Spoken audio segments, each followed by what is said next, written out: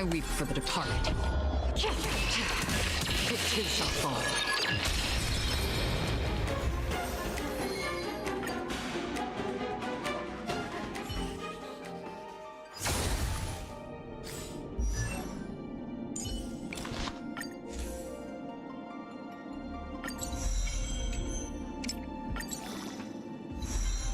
Oh, hello.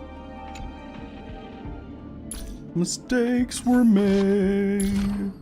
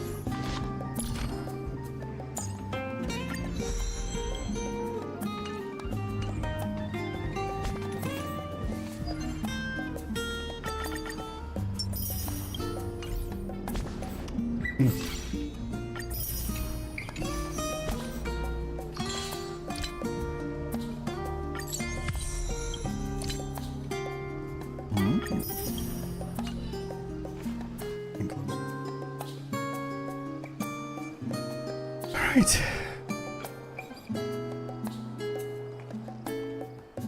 Offer time. My directions were easy enough to follow, I hope. In any case, you stand now before doors of Numinon.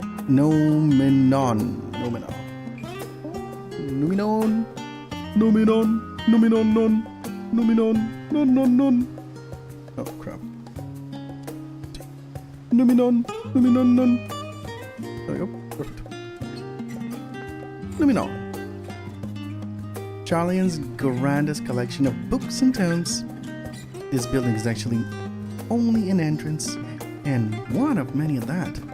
But the archives of Numinon extend deep beneath the surface like the roots of a tree. The vast hall of the Grand Goobled Library pale in comparison to Numinon's endless maze of subterranean chambers. Any citizen of Charlian is free to enter and peruse its shelves.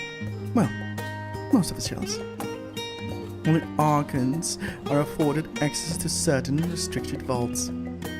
I've dispatched Stola and Raha to investigate those. Meanwhile, Alizé and Alfino will help me continue my search through the stacks open to the general public. Your status presents more of a problem. As a citizen, you are only permitted to browse the first floor here at the entrance. Even so, there should be a number of books which should touch upon Charlian history or foreign policy. Your task will be to find and study the relevant publications. I promise you a working knowledge of those subjects will make it far easier to spawn the sort of clues we're looking for. Let's just be about it, shall we? I've told the others to meet us at the stone benches over there once they found some promising tomes. Happy reading! Happy reading, she says. Whoop-de-doo. That's a lot of fucking books!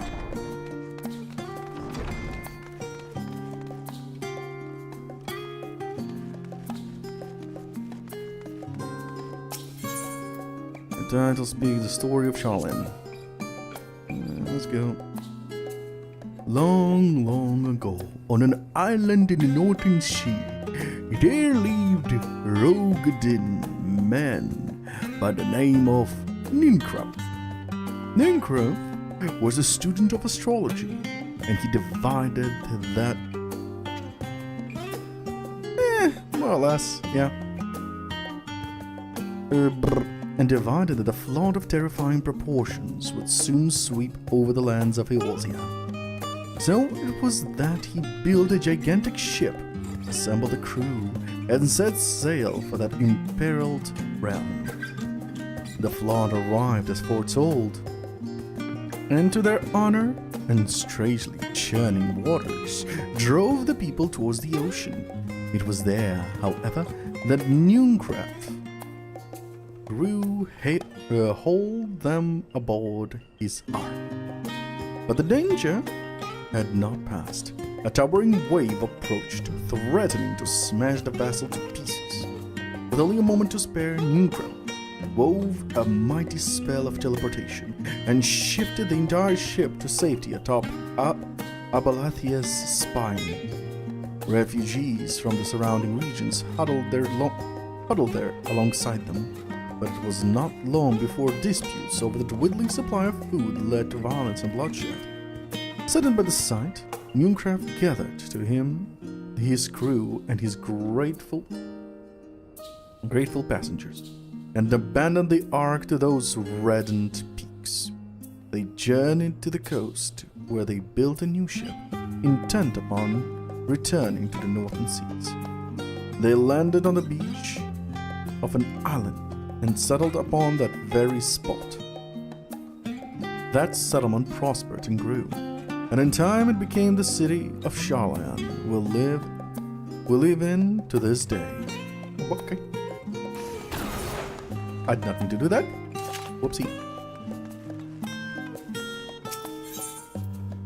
Rose of the Colony. Many years ago, on the banks of the Thaliag, in the Dravanian Hitherlands, a Sharlayan colony once thrived. This settlement was originally established as a mere outpost to study the ethereal sea in the year 1311 of the 6th Umbral era. Scholars dispatched to Eorzea found the facilities wanting, and their demands encouraged a gradual expansion in structure and services. As rumors spread of growing community of academics, the area was further Sorry, that was a yawn. As rumors spread growing community of academics, the area was further inundated, I think that's how I pronounce it, with Eorzean students hoping to share in the renowned wisdom of the Sharlayans. 50 years later, the Forum passed a motion to recognize what had become a flourishing town and efficient Sharlayan colony. Eorzean residents took to calling the colony itself Sharlayan, which led to no small amount of confusion when discussion turned the subject to the motherland. In response, some Sharlayan inhabitants, if pressed for a name, would simply refer to it as Emporium. Following the exodus, however, goblins and treasure hunters claimed for themselves a corner of the abandoned colony and gave it another name, Edelshire. The following chapters go on to introduce the more prominent features of the Edelshire. This book does not appear to contain additional information on the Forum. I'll cover the history of the Sharlayan motherland in greater detail.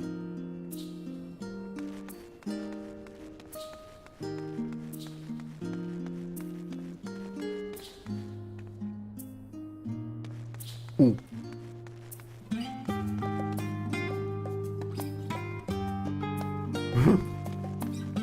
Okay.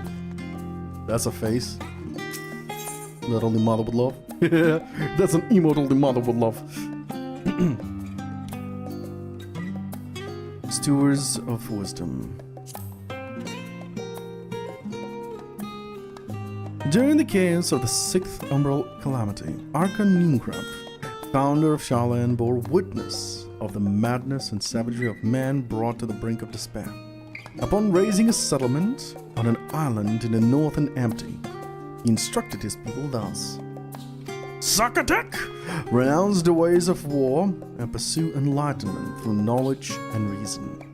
The Sharlayan took to heart the words of their savior, and then forth served as stewards of wisdom upon a foundation of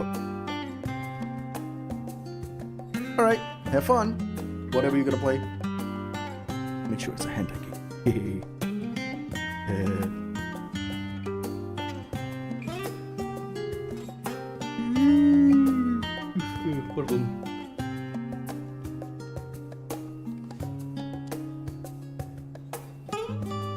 Upon a foundation of accumulated learning, they built a homeland unlike any other.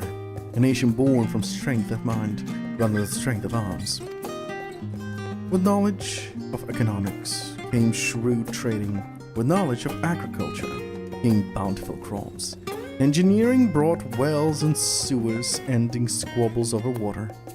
Wealth of expertise could be bartered for wealth and coin. And the more their wisdom spread throughout the world, the more mankind as a whole would thrive. And so it was that no matter the trials and tribulations of the age, the citizens of Charlatan would live by their founders' teachings. For the sake of a better tomorrow, for the sake of a brighter star, they would eschew the tools of war and with knowledge deliver the world. Okay. What the fuck is that thing?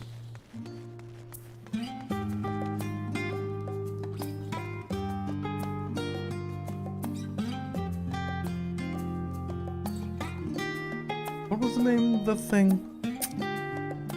The new PlayStation mascot, the little robot. I don't remember what's the name. Astrobot, there it is. For over 20 summers, okay. My beloved seekers of knowledge, have you ever put learning before your health and neglected to feed and rest your body as you should? I too once engaged in such foolish practices, but one night, engrossed in philosophical study, I had an epiphany. For all the world's mysteries to drive us to reckless abandon, we have so very few years of life in which to achieve our goals. Thus do I share with you this mantra. I am forever 20 summers young. The number itself is unimportant. You could be 19, or 23, or 40, whatever age you are when you discover this manual, let that be the age you aspire to remain. Through a mindful, healthy living, will you extend the time available to spend upon your chosen research. Another day, another moon, another summer to grasp the greater truth you pursue. In the pages that follow, we will explore the secrets of maintaining one's physical condition from a biological, a theological, and arcane viewpoint. And this book is of the wrong subject. Especially for works which contain details on a forum or mention history of Charlatan. Okay, definitely the wrong one.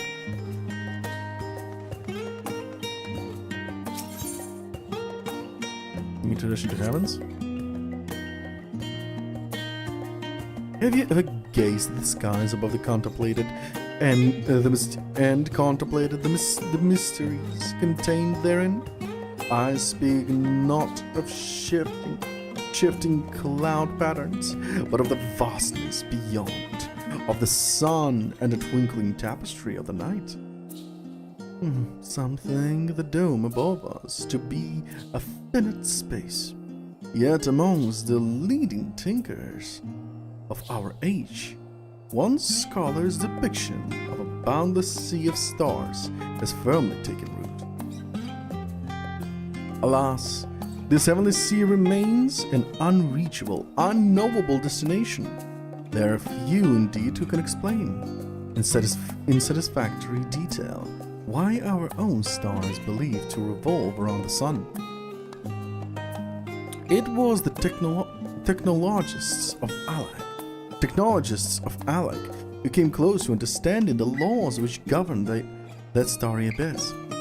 It was they who launched Dalamed and sought to expand beyond our earthbound existence. Having read their ancient ambitions, I wonder, has your interest in this field of study waxed or waned? What if I were to tell you that the eternal constellation we've arranged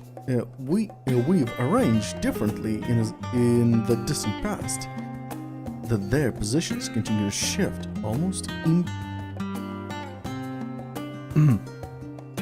almost imperceptibly, but measurably as we journey into the future. Would it shock you to learn that the stars drift further and further apart, and may indeed do so forever? Are you eager to learn more? This book is on the wrong subject.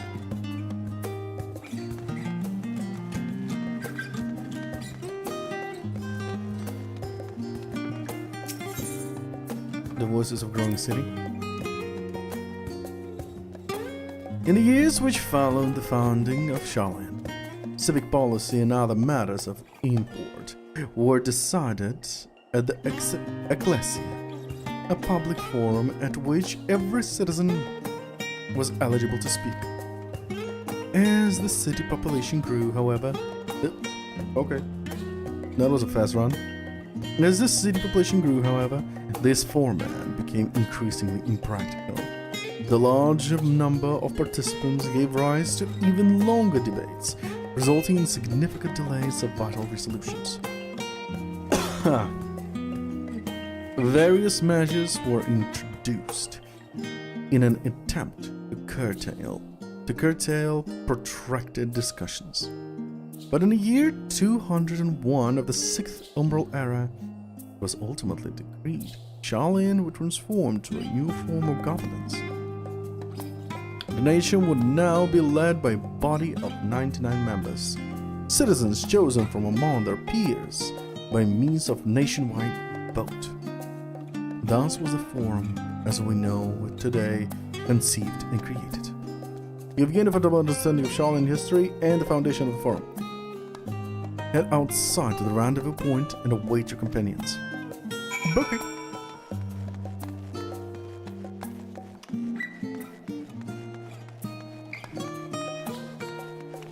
I'm gonna be rude.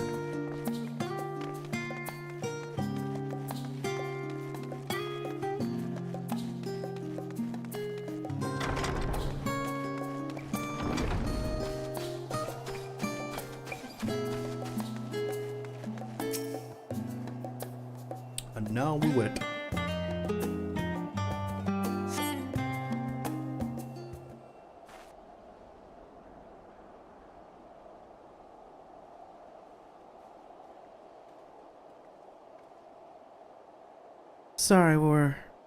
Sorry, were you waiting long? Nah, I'm fine. I wanted to make sure I borrow at least a few promising volumes. Alphanon Trial should also be along shortly. I was delayed in similar fashions. Yeah, as far as I could see, no titles in the Archon stacks mentioned the final day specifically, so we have no choice but to start with a tangentially relevant tomes. They're even that. At present, the plan is to skim through as quickly as we dare and share our discoveries as we make them. It would be nice to invite people to the state. Plenty of comfortable place to read and ready supplies of hot tea. Oh, I was always quite fond of reading outside. But it's not about the little purchase, is it? Miss your home. It's been difficult. After our arrival, we managed to speak with one of the family servants and ask how things were. It seems our dear father has instructed the staff that even if Alphino and I were to return to Shaolin, we were not to be allowed across the threshold.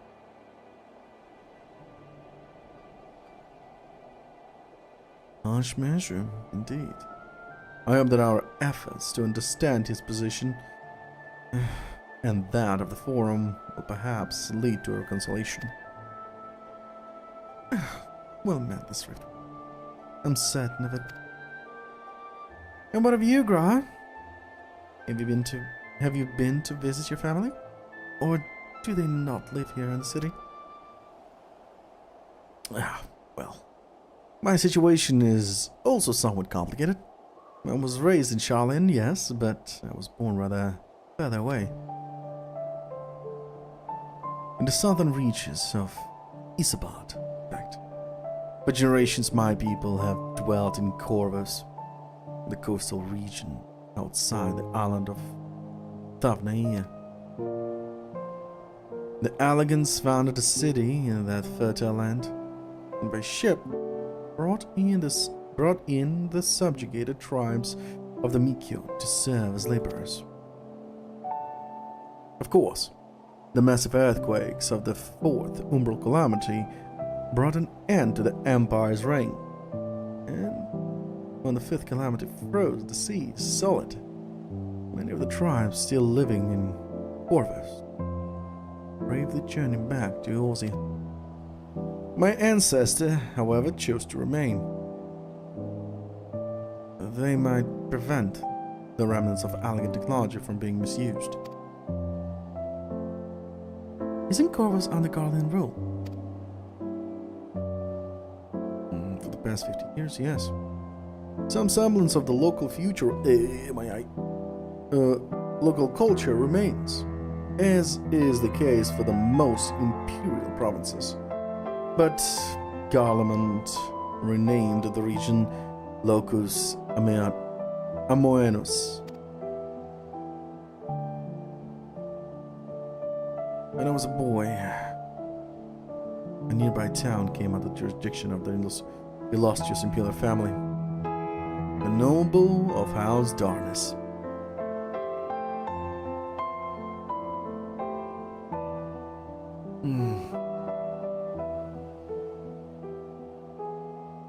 House Darnus demonstrated a singular interest in Alligan civilization, and the main tribe was forced to consider a plan of action.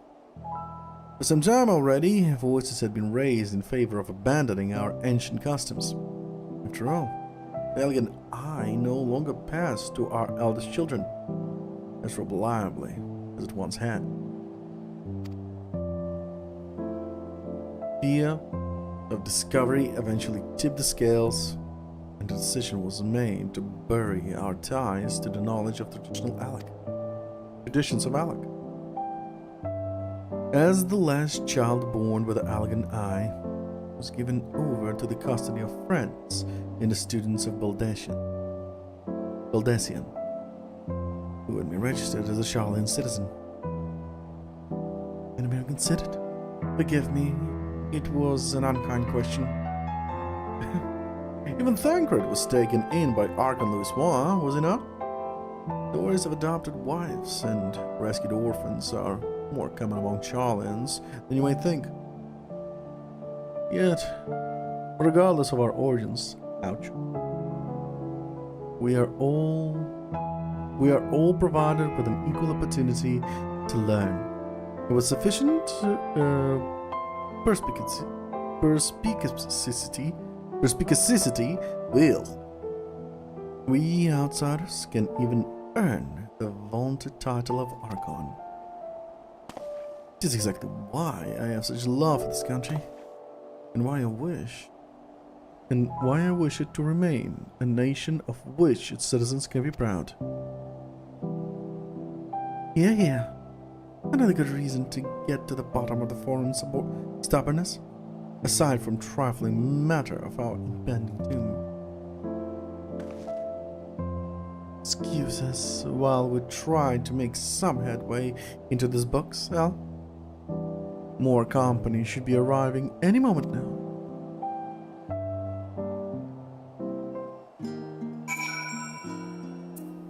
Round 2. Wait.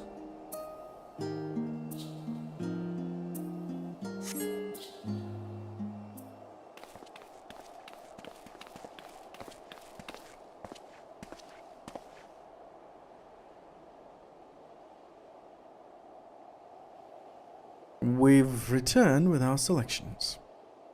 Although I must say the pickings were quite slim indeed. Mr. Kryle has already flicked through every history book devoted to disasters, and more than a few which barely made a mention of them. As such, we will be looking into research papers on the umbral calamities, as well as articles written by prominent forum members.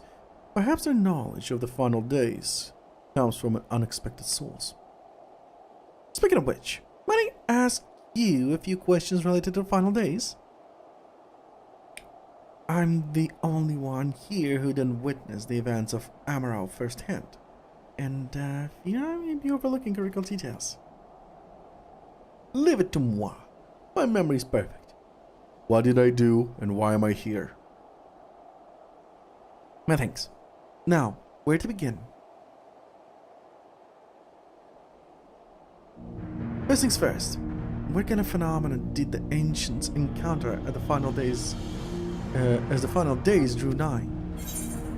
I believe the civilization of creation magics, primals of unrivaled power, was summoned from the dead. The worst kind of phenomenon you could imagine.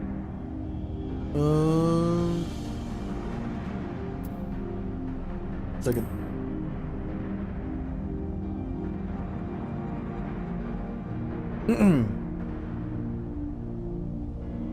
Oh, you mean this? I believe Hydral and Zodiac were summoned after the final days had arrived. Quite deliberately, in fact. Oh, so the first one was correct one then. If you were to speak of phenomena caused by the final days, the case of creation magics run rampant is what first comes to mind. Fear and despair manifested in terrible, tangible fashion. Meteors raining from the sky, the fire erupting from the ground, indescribable abominations prowling the streets.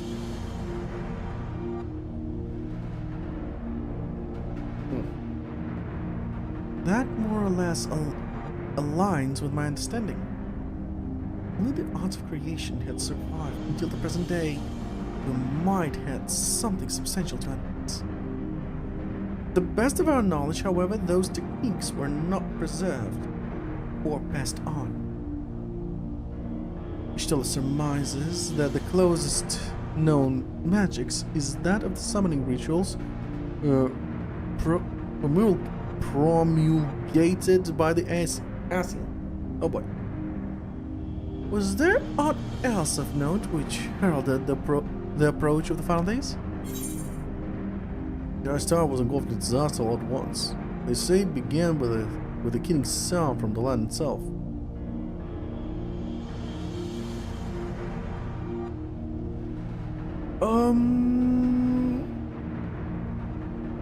I don't remember. Let's go with the second one.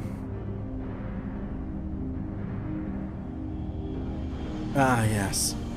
The Amar team spoke of it, didn't they? We never did hear the sound ourselves, of course. Thrust as we wore into the midst of the madness.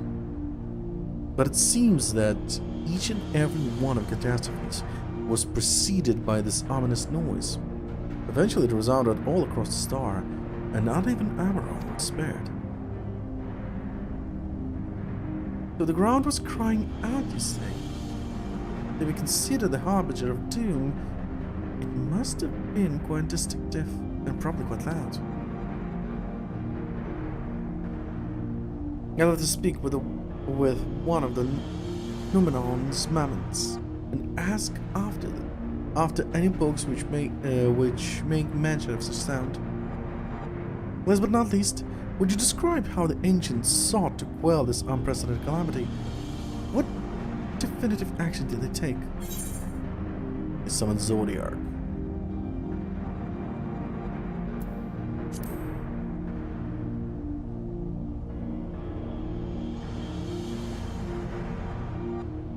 Yes, with a little bit serving as his heart, so many gave themselves in sacrifice to bring him into being. We do not know exactly how Zodiac brought salvation to the star, only that his godlike will, where the laws of nature set alright. Then, once the balance was redressed, the ancients offered up a further sacrifice to heal the ravages of the final days.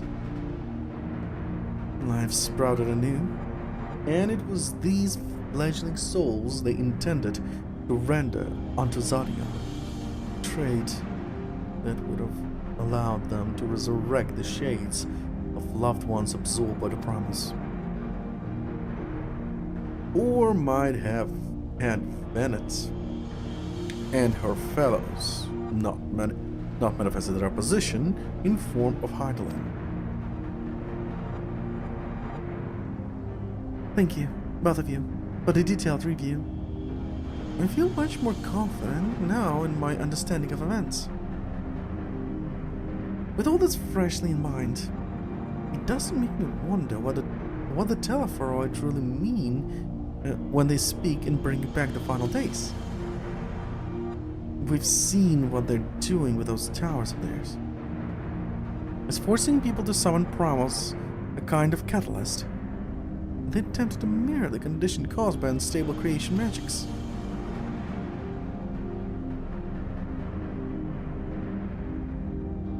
Or are they simply using the final days as a figure of speech? A convenient metaphor for the scale of destruction they plan to unleash. But this is all just pointless conjecture in this stage. Let us return our attention to the forum, shall we?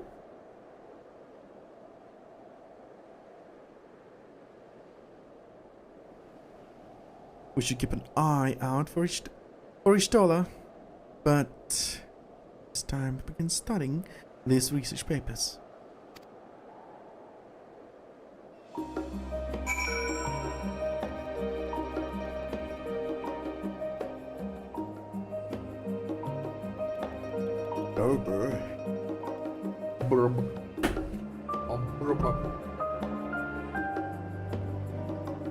Need a drink.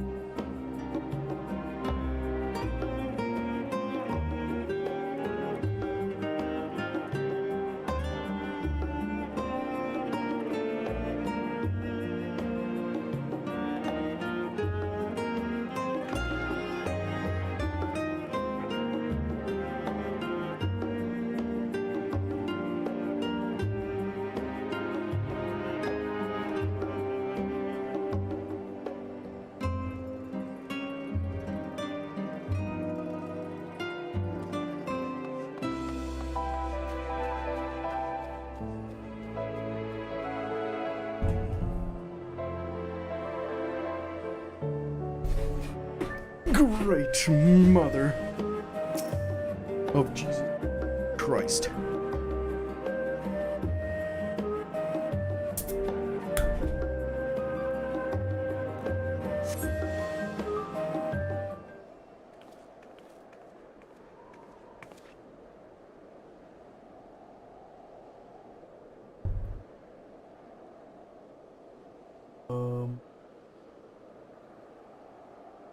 What's this for?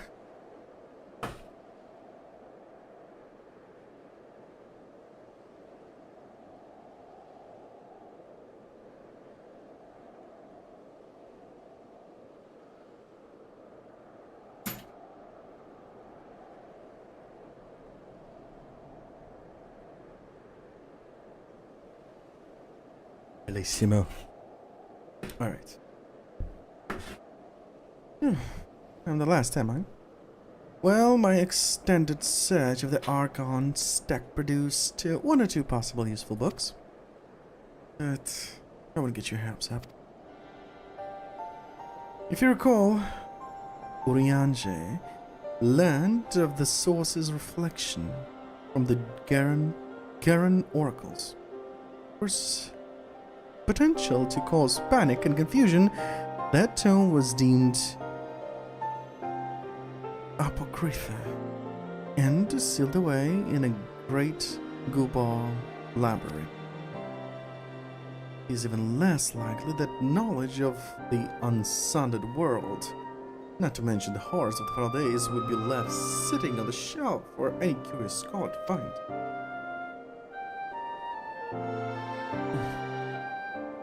It stands to reason that my colleagues, be they Archon or counselors, should perforce be largely ignorant of the subject.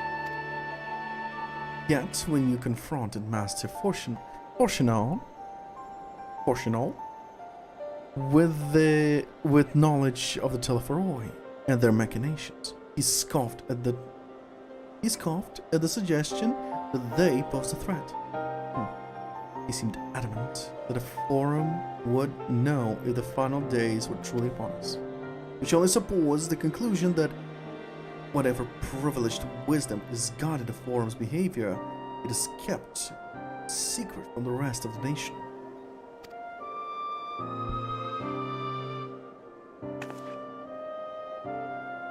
Not that I need to excuse myself from reading duty. Whatever they contain mention of the final days or no, these books could yet hold something of value. You weren't thinking of leaving, were you? There's plenty of work for everyone. Oh no, I don't want to read.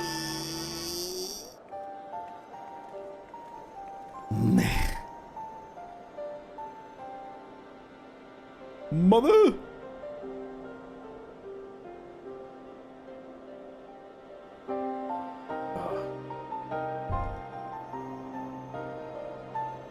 You labor for what feels like an age as a Stoller's research assistant. Oh, great. Okay, yeah, I can definitely see that. 3 books. 2 books. 4 books. 2 books. Shit ton of books. Oh dear, you look exhausted. But what about your studies? Were you able to find any books on the subject I mentioned? And then the day was well spent. Should you wish to read them again, a moment at the reference desk will point you in the right direction. For the moment though, I suggest you take a well-deserved rest. We might be occupied with our research for quite some time.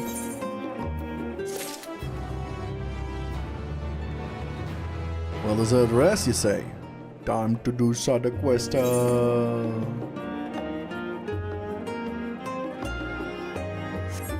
let's do it. Oops. Let's do some side quests real fast.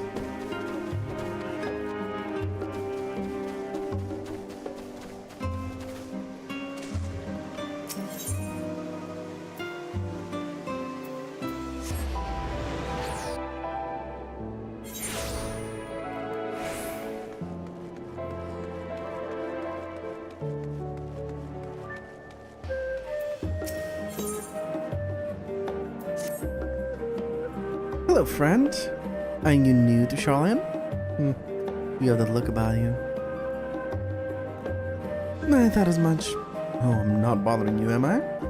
I so rarely meet travelers from beyond to our shores, and couldn't pass up an opportunity to broaden my horizons. Can I assume a visitor such as yourself is eager to do the same? If you've an interest in learning about the city's history, for example, then I know the perfect person to give you an impromptu lesson. Head on over to Scholar's Harbor and keep an eye out for a black-haired Rogan. They would be my brother. He'll know the tale of any pillar and statue you can care to point out, and would be more than happy to share it with you. Will it know?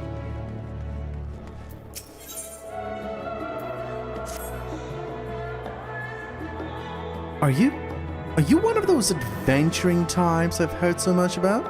Oh, but this is perfect. I just happen to have an errand of the kind that adventurers love, or so I'm told. I'm holding onto some volumes my customers ordered in, but instead of coming to pick them up, they all decided they want their goods delivered. So I find myself in need of delivery drudge person. Might that person be you? Sure. Huzzah! Let me give you the details then. All in all, there are 3 books in the delivery docket. The first is Guardian Astrology. Comprehensive theory should be handed to the servant of Albright Manor. The white yonder is for a certain talkative book lover who you'll know by the constant stream of chatter. and the last narrow road through the deep grass goes to one of the toughest, most unflappable gleaners I have ever met. I'll just mark the location on this handy map, like so. The books are bought and paid for. No need to collect any coin. Just do return to me for your own reward. Yeah, about that, let me change to...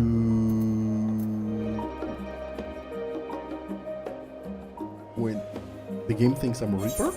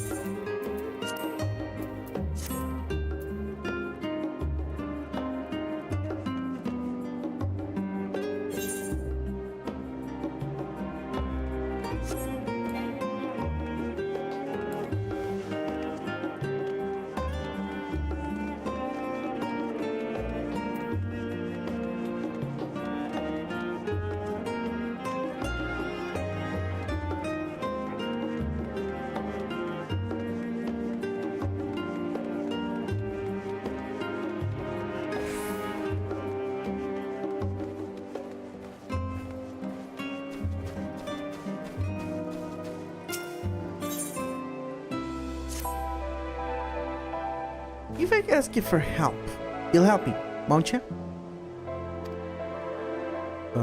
Probably. You will? Ooh, good, because I have a problem with a runaway doll. A doll? It ran away? It ran away. That's right. All I did was land him a little ether, and he hopped up and dashed off down the street. Oh, my papa bought him for me as a special gift. Now I've gone and lost him. They'll be furious with me for losing the toy I kept asking for, so please, you have to help me find him. Okay, now hurry home to see if you went there. And you can search the rest of the city? Oh, he's a yellow carbuncle doll. By the way, and I think he was headed north. Anyway, meet me back here when you have him, or you just give up.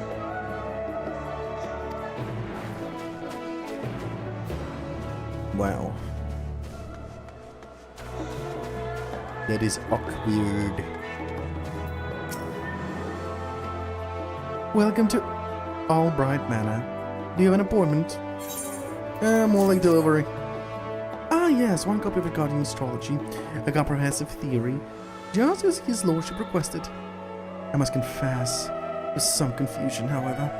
What interests would his lordship, an esteemed practitioner of Charlene astrology, have in such an outdated guardian discipline? Not that I am in any position to question his lordship's reading habit, of course. On your way, then.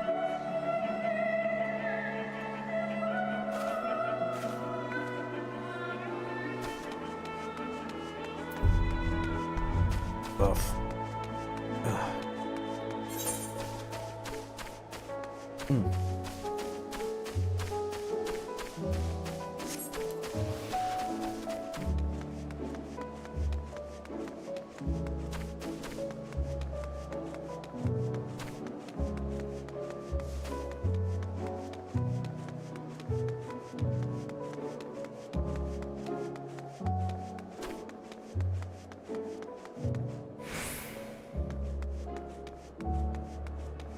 No, where's that carbunk?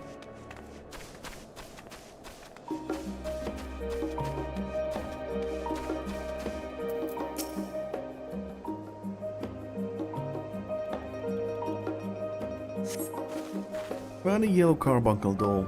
Lifelike expression aside, it appears to be otherwise motionless. Return to Journey's End and deliver him to the mischievous McKill.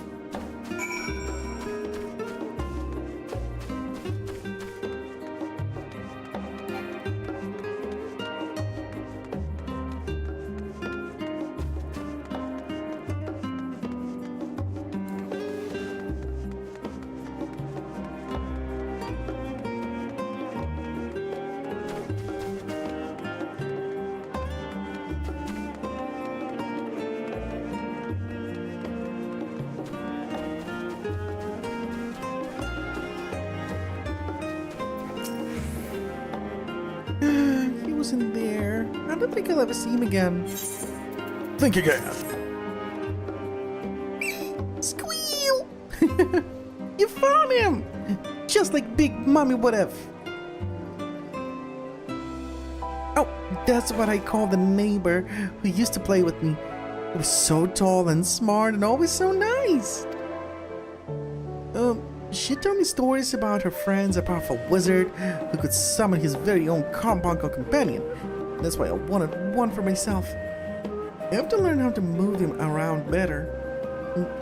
Though, so that when Mooney comes back, she can see how hard I've been practicing my magics. This is for you. Papa says that when someone helps you, you have to show your gratitude. So, thanks for finding my carbuncle. Bye.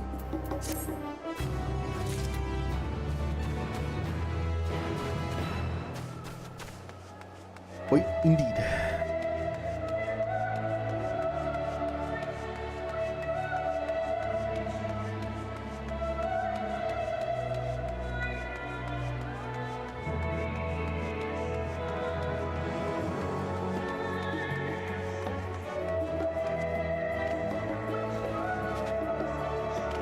Hey, buddy. Anything I can help you with? Book delivery. Is it my book? Good. Then I need it for my journal. I usually don't have a great deal of time for reading, but as I'm leaving... As I'm leaving for Orthard on a requisition duty, I wanted to do some research on a Far Eastern culture. Far Eastern cultures. I know little of the people of the Azim steppe. Hear that there are 51 distinct silent tribes, each with their own customs and traditions. The Baduga, for example, are exclusively male and are known for kidnapping male outsiders to replenish lost numbers? Is this accurate? I'll need to tread carefully, it seems. Thank you for the timely delivery.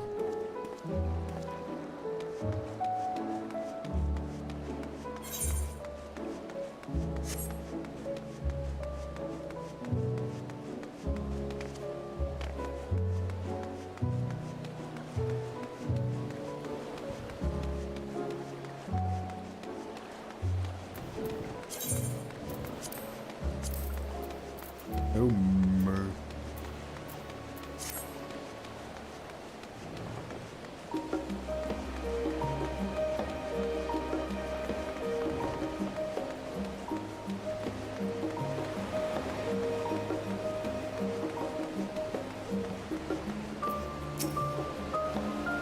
Yes. Was there something I might help you with?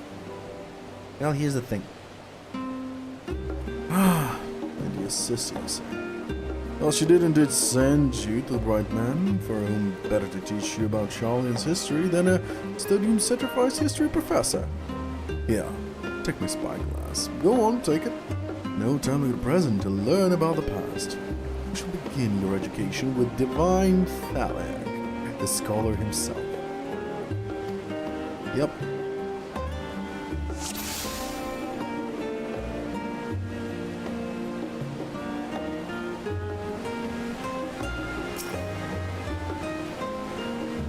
This statue is a representation of Thalia, one of the 12 divinities of Elsie, and guardian deity of Charlian. The god of knowledge who rules over rivers and wisdom. There was once a system of governance in Charlian known as the Ecclesia, a great gathering at which each citizen was given a voice in decisions after the nation's future, and it was during one such forum wherein the people voted to elect Thalia as our patron. It was not piety which drove this choice, but rather a natural progression of our principles and creeds. We Charlians have, after all, always devoted ourselves to the pursuit of knowledge.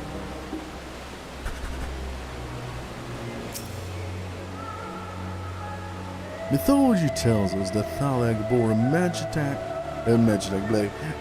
pitcher from which poured forth the waters of knowledge. See how the water is drawn up from the canals and cascades endlessly into the sea, as well as recreating the divine aura from the tale. It also symbolizes the wisdom which rises from our city and flows out into the world. If you would like to learn more about the mechanisms by which it works, the stonemasons who built it left records of their struggles in the archives of Numenor. A rather challenging construction, by all accounts.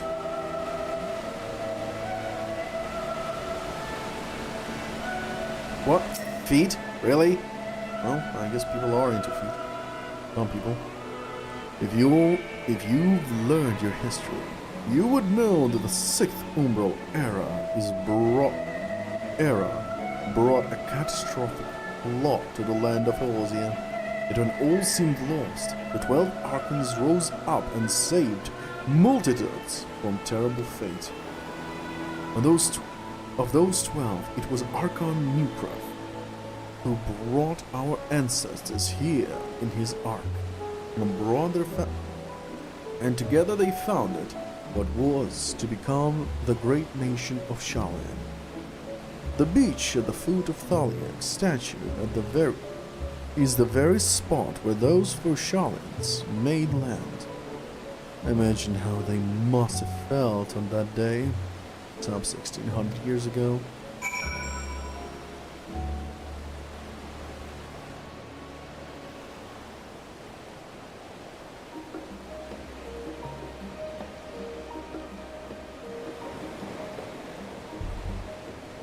And there you have it. I hope you enjoyed your introduction of Shallan historical architecture.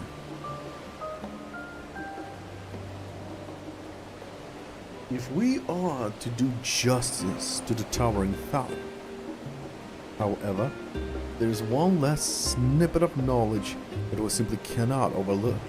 Come along to the foot of the statue.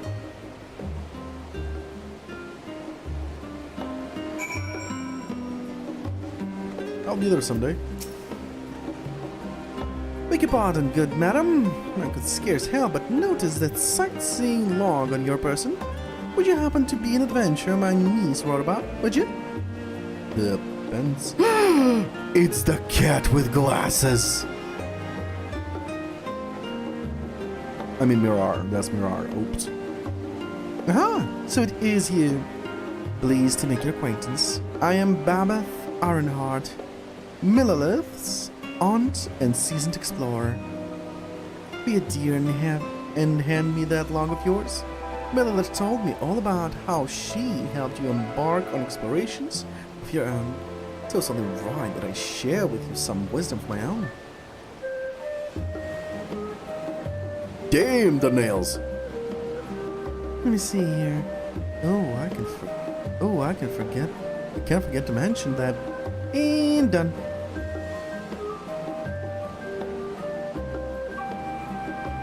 You should be all set, dear. I've jotted down everything I've heard about the most remarkable vistas and realms has to offer. Of course, a few notes I've shared are not more than rumors. Some describing locales so fantastical they can barely believe they exist. But as I always say, the true joy of exploration lies not in destination, but in the journey. So go forward, dear, and see what sort of journeys these hints take you on. And that sightseeing log of yours won't fill itself, you know. Sightseeing log expanded.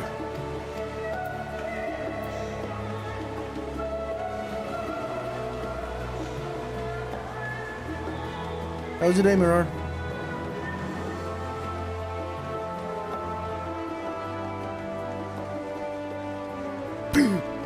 Mirror locked in. Oh no.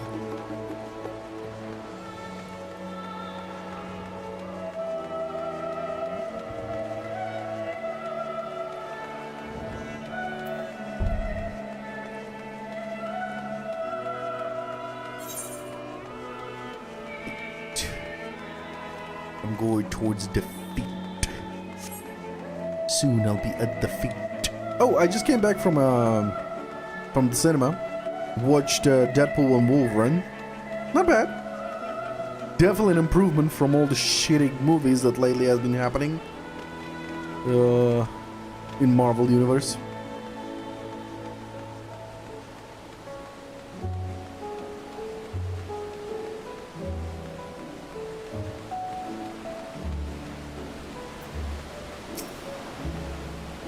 Pray direct your attention to yon doors. Behind them, nestled within the statue itself, is a chamber known as the Pathless Way. Those who have acquired mastery of specialized disciplines, or whose deeds have led to significant advances in their chosen field, are invited to enter said chambers and receive a title of Archon. We place great value on the pursuit of knowledge, and thus the Archons are held in especially high regard. As the embodiment of our ideals, they are permitted to browse the forbidden archives and have ever stood at the center of the nation's greatest achievements. Now, for the most secret and sacred ceremony, which awards them their title, I'm afraid that even I am not privy to the particulars. You must forgive me my ignorance on the subject, I hope. A scholar and a gentlewoman, and thus concludes the lesson. Should you happen to return by the same route, pray convey my warmest regards to Baldwis.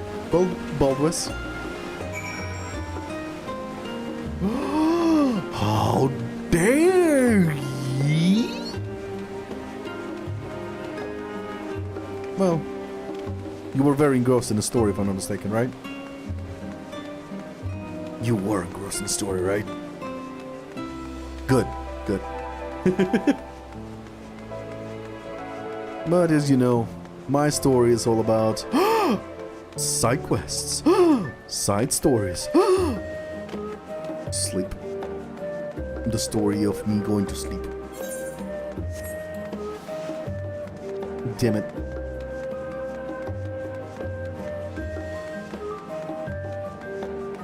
Boing.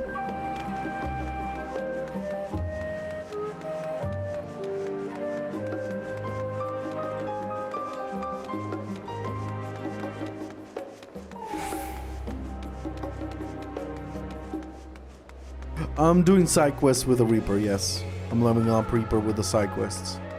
But the main story I'm doing with my Gunbreaker. Ah, you've just come back from hearing one of my brother's lectures. Haven't you? That's another look I'm quite familiar with. His breadth of historical knowledge is extensive. Sufficient to earn him the title of Archon, he hopes. Problem is, if his contributions to the field are to be officially acknowledged, he must have written recommendations from high-ranking professors. But in these tumultuous times, such ceremonial concerns have been pushed to one side. And so he idles away his spare moments at the harbor now, just gazing out at the ocean. And that having an eager student might relight his sparks. Which is why I jumped at the chance to speak with you. I must apologize for not being more... For a moment I thought it was my phone. I must apologize for not being more honest with my intentions. Please accept this gift for your troubles, and allow me to welcome you once more to Shalian.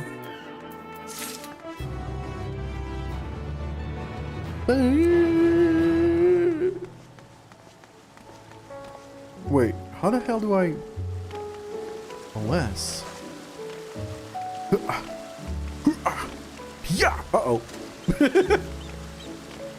I tried so hard. And looked out. In the end I found Shalian.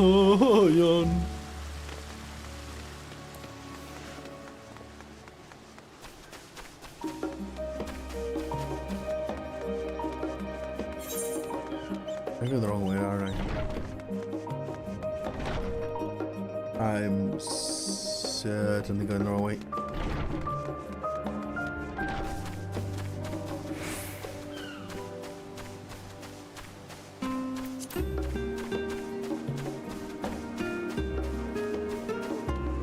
What? What do you mean? What bubbles?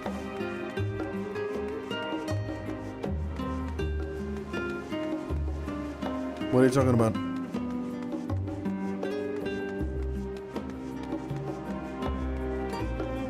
Oh, the lookout spots?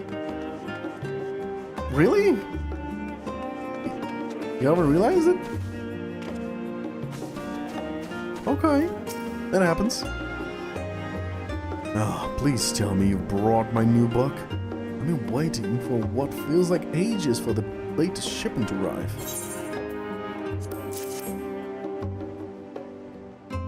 Yes, finally!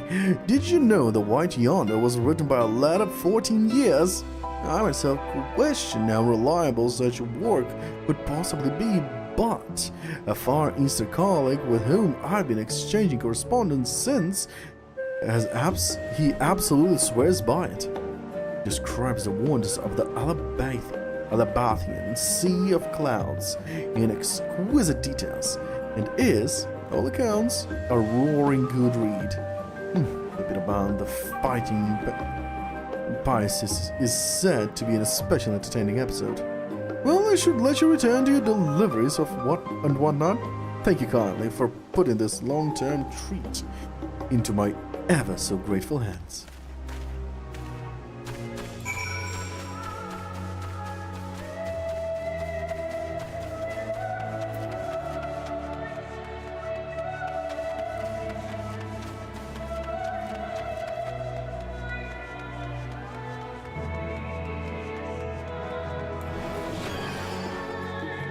Oops, I did not mean to do that.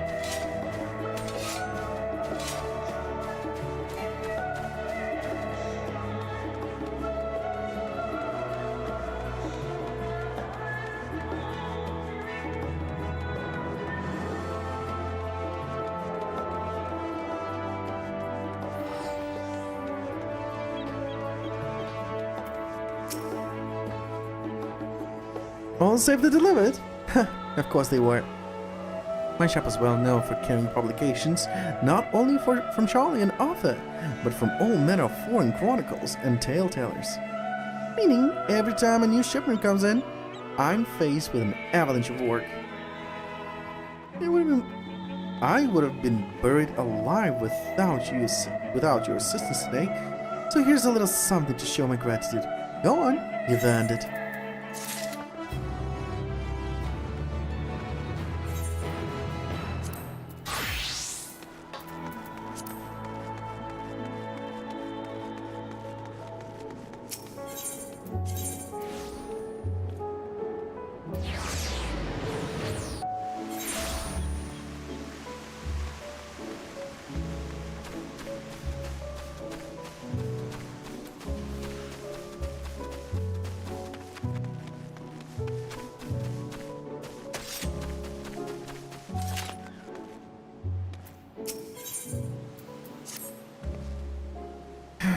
Ready to take a break, Al? I know I am. Honestly, my neck and shoulders are going to calcify if I don't stretch my legs and walk around a bit. You know the last stand down. You know the last stand down in the harbor, don't you? Come and meet me near the outside tables, and I'll treat you to their coffee. It's quite good. Okay. I got invited on a date.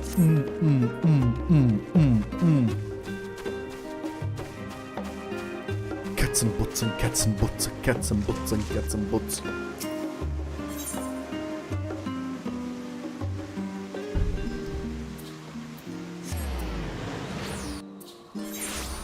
I don't know why I got stuck in my head. Oh, wrong one.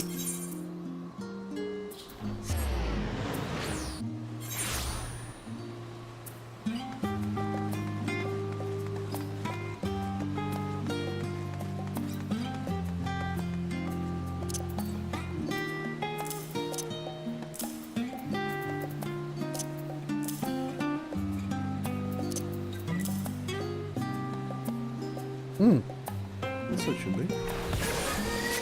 Why was it here? On laptop. The focus here. Huh. That's weird.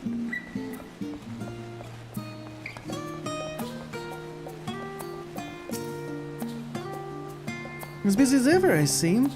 A very Charlian that no other gourmet cafe has sprung up to compete for customers. Actually, this crowd gives me an idea. Before we place an order, why don't we ask a few questions and gauge the mood of the city? I'm interested to hear what the average citizen has to say about the Telfroy. I might even learn something new. Worth a try, don't you think? Others are now accompany you. Keep her at your side in order to proceed with quest objective. You can leave as yeah, nothing new there. No.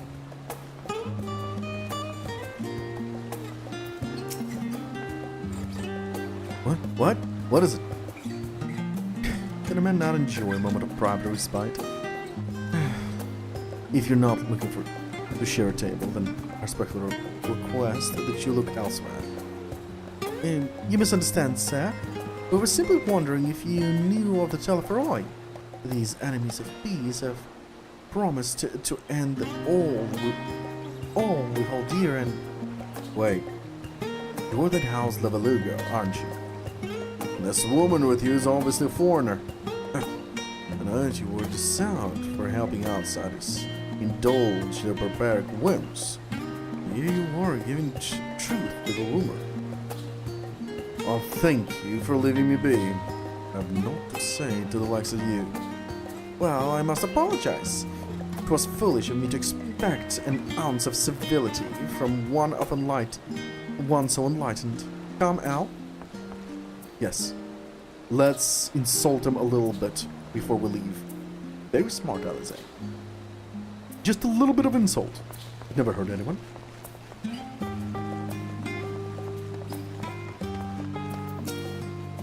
Yes, I believe I've had the pleasure. Pray excuse the interruptions, but we were hoping you might share your thoughts on the Telfroy and their unsociable plans. My goodness, if it isn't the young Miss Lavalou. My apologies, but I work in the offices of the Forum, and if word reaches Master Fornishaw that I was helping you, I see. We're sorry to have bothered you. Lovely.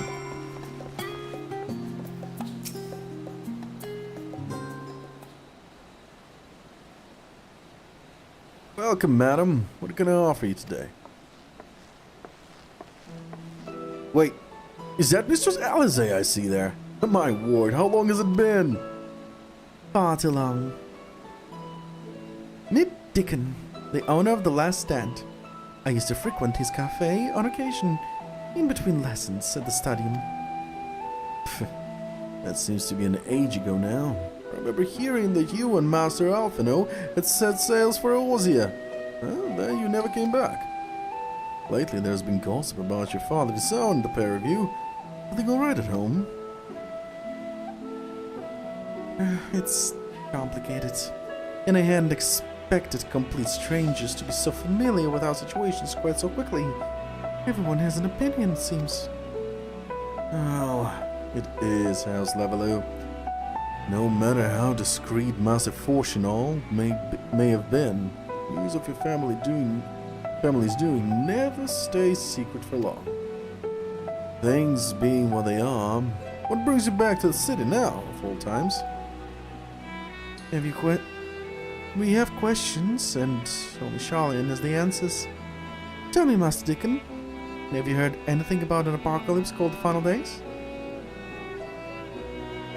What? At the end of the world? Nothing like that, I'm afraid. That's what you're here to find. Information on this apocalypse. Yes. Whatever we can learn. Unfortunately, your patrons appear to be unwilling to speak with me. I wish there were more I could do to help.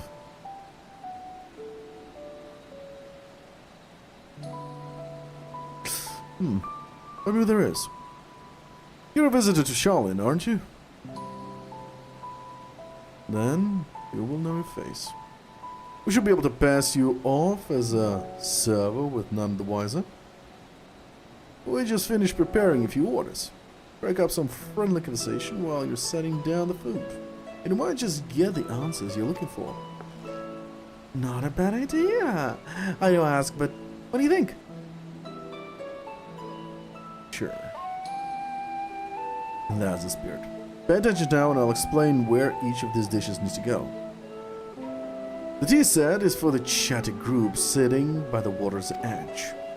The omelet is from one of the regulars, a Highlander by the name of Gilsa. She's sitting on an outside table with a friend of hers. Behind them, you should see Mickey gentleman. He ordered the oven-baked lobster. Got all that? If you're not sure, just ask and I'll explain again. Good luck. Mickey tea, lobster behind.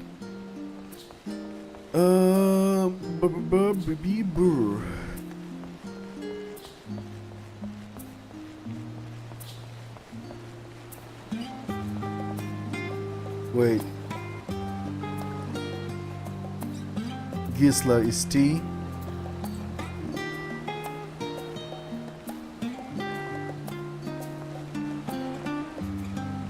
I think it was that.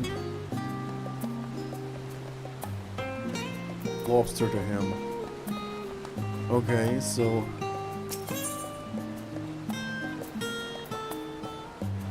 omelet. I think it was omelet. Excuse me, I didn't order this. Fuck me! Where's my tea set? What? Okay, I'm stupid. Okay, here's a tea set. Oh, my tea set. Lovely. Thank you. The telephone. Who? I'm sorry, I've never heard of them or their final days. My friends and I are somewhat uninformed when it comes to current events. Now, if you wanted to hear about ritual arcane practice of the 6th Antral era, common or esoteric, then I'd be happy to talk your ear off. Maybe next time. Definitely an omelet here. Ah, finally. 2, 4, 6, 8. Let's dig in. No time to waste.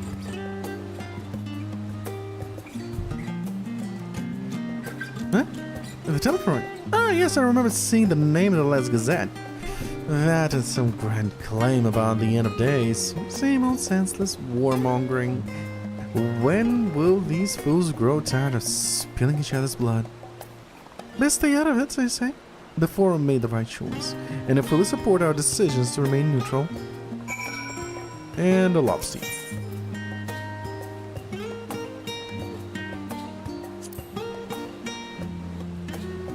At last, the oven-baked lobster is mine.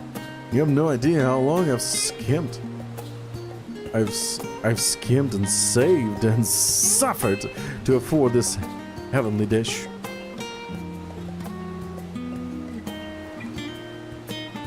The final days. This is the first I've heard of it.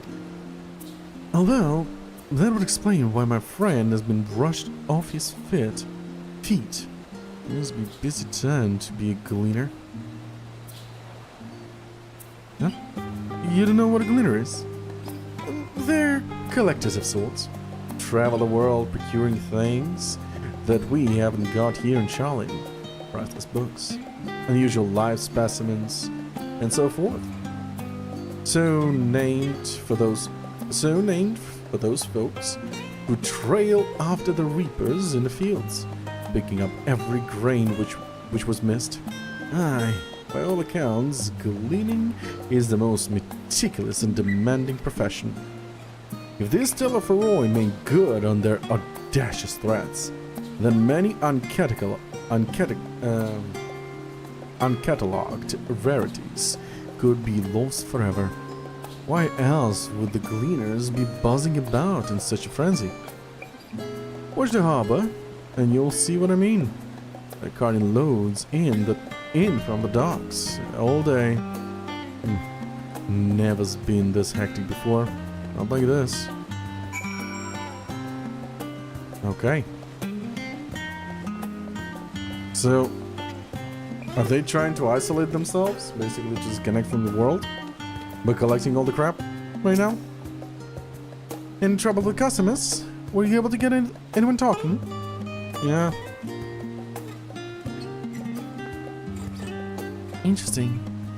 They seem unaware of the final days, aside from whatever vague news the Gazette is printing. Even... What the fuck? Okay.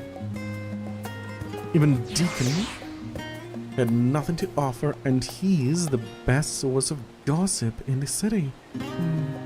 If the Forum does have secret knowledge, then they've done an impressive job to ensuring no one whispers it in the wrong ear. In any case, thank you for playing the part so well. Here, the cup of coffee I promised.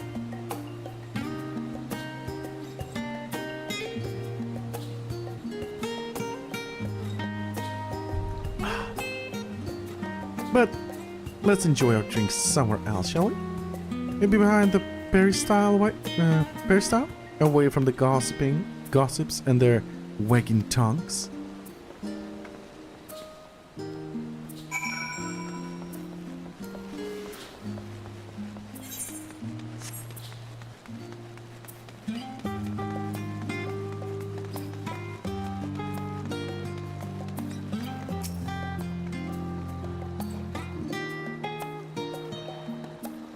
Yes, this should be done nicely. Out of the wind and out of sight.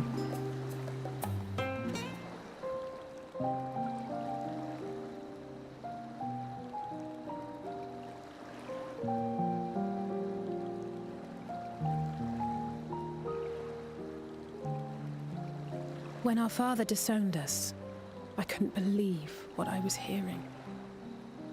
It wasn't until much later that his words began to sink in, that I began to feel the weight of what it meant.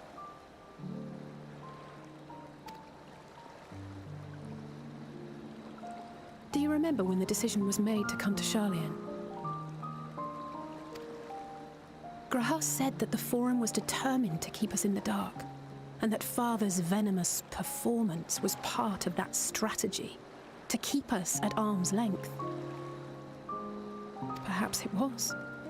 Father argued with Grandfather on many occasions, but never with such dismissive contempt.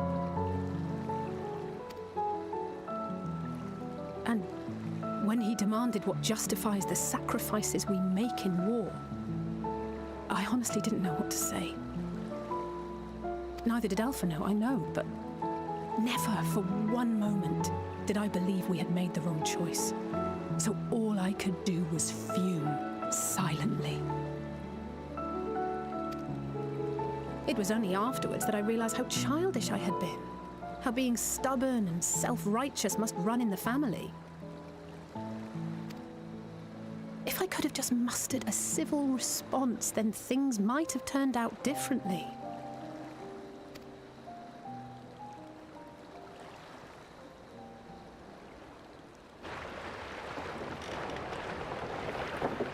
Okay, where are they going?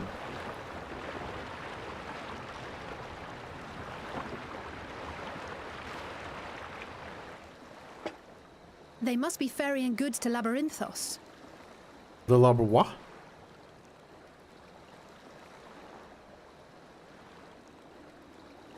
A vast complex beneath the island.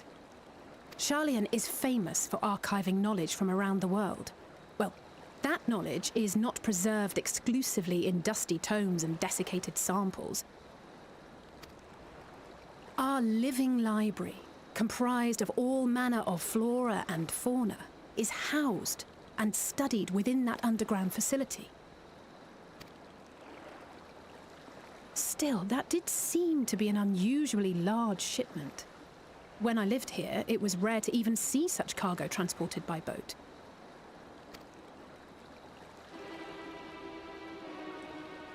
Wait, didn't you hear something in the last stand about the gleaners coming and going more than usual?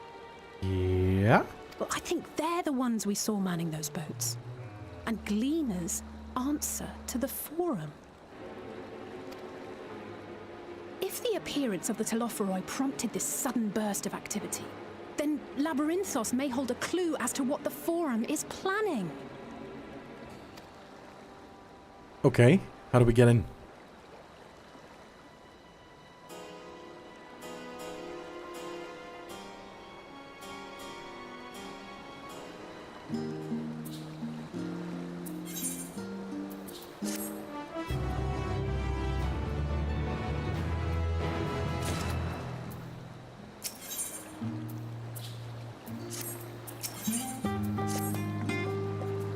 We should tell the others what we've learned about the Gleaners. Go on ahead to Numenon, and I'll join you in a moment. Master Dickon will want his cups back. Fair enough.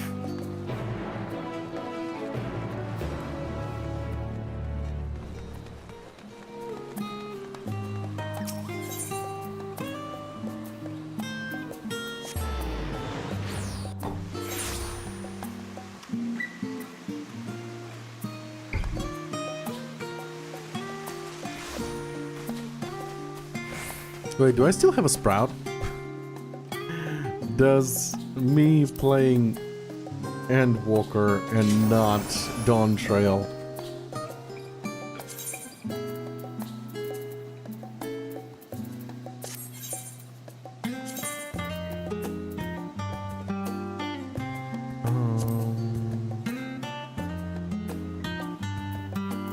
where was it again? Oh, I think it was here. Yeah, I still have a sprout. Damn it.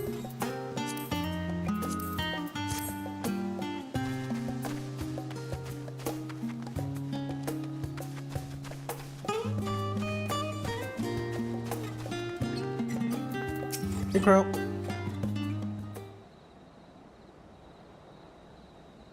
Welcome back, Al. Been for a walk and cleared your head, have you? Not exactly. We did some impromptu investigating and turned up information on the Gleaners.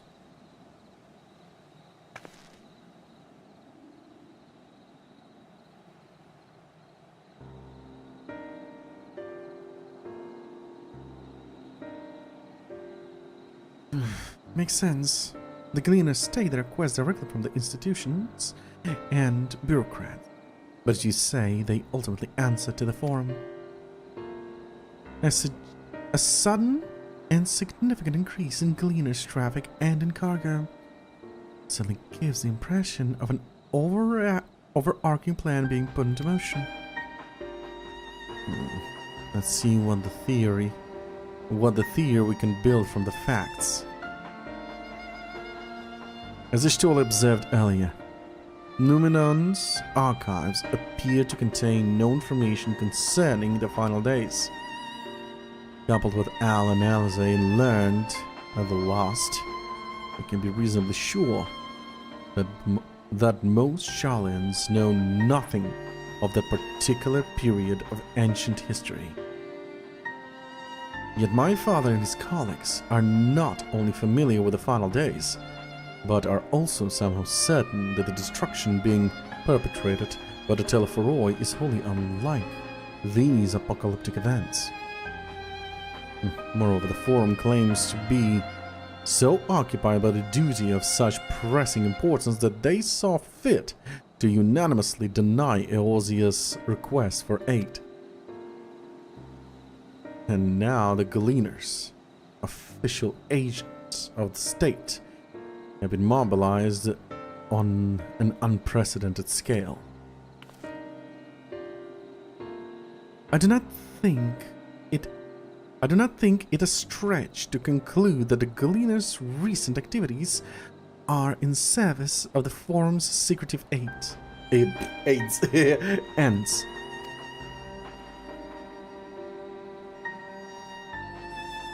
which our next course of action seems obvious. We visit Labyrinthos and assess the situation for ourselves. And, if we're lucky, the Gleaners will be far more receptive to our questions.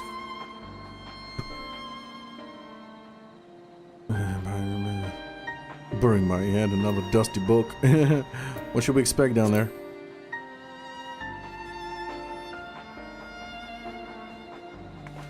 Oh, I would hate to spoil the surprise. No, you better fucking spoil the surprise. As for myself, there are a few more subjects I should like to research. I may join you later, but feel free to leave behind your borrowed books and be on your way. I'll see to it that each is returned to its proper place. That would be great help. Thank you, Raha.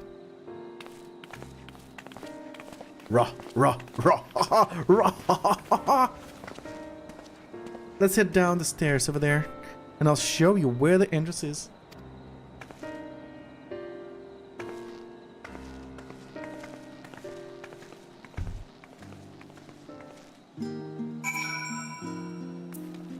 Charlene kind of reminds me of, what's its name? The ASEAN city. With all the fucking with all the students and studies and all that crap. I don't remember the name.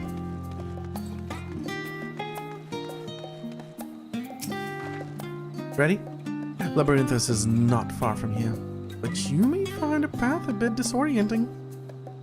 I'll take the lead. So stay close. Well, Alizane, try not to fall behind.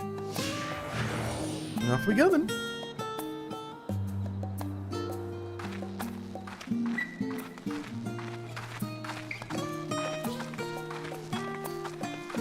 Alizane, you walk too slow. Oh no. Oh no.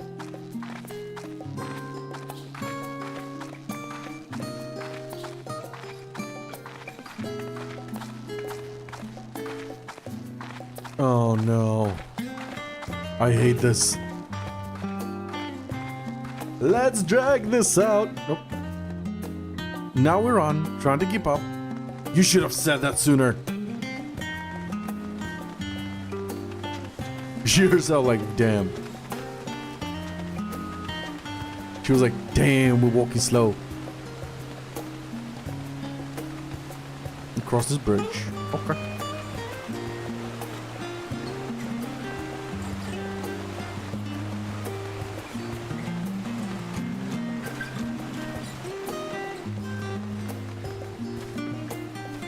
Up here. Okay.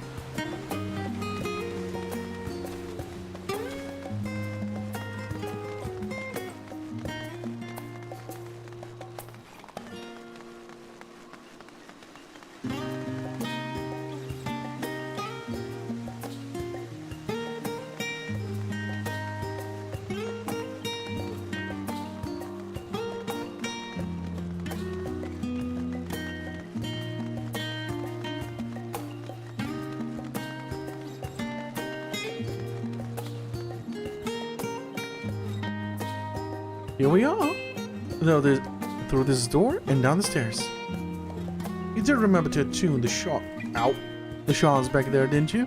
It will make your life much easier if you need to come back in a hurry. Otherwise, we should keep moving. Yeah, I'm attuned. Don't worry.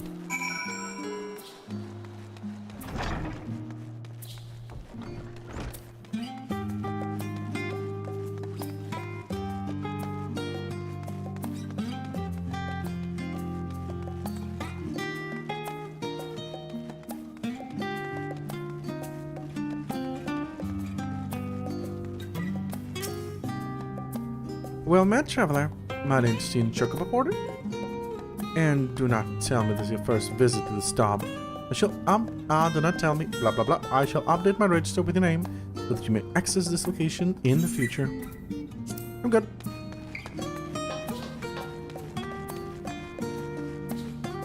Hey girl, got anything?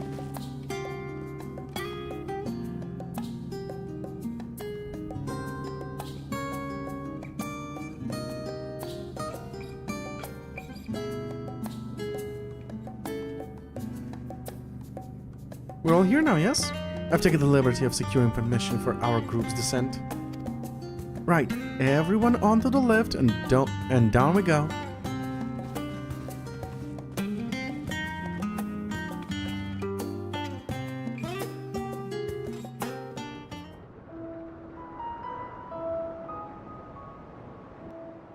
Deep beneath the scholar's city shines a false sun within a fabricated sky.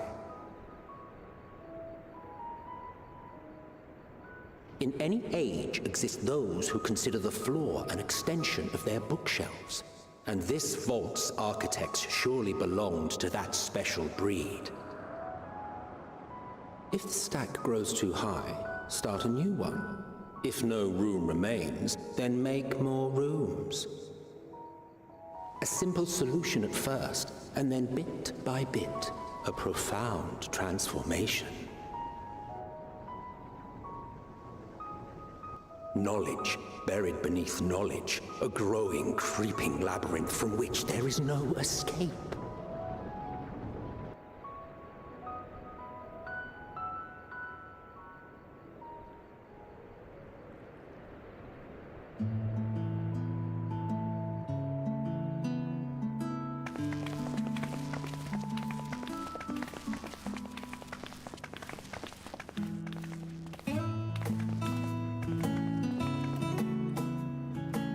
Not what you expected.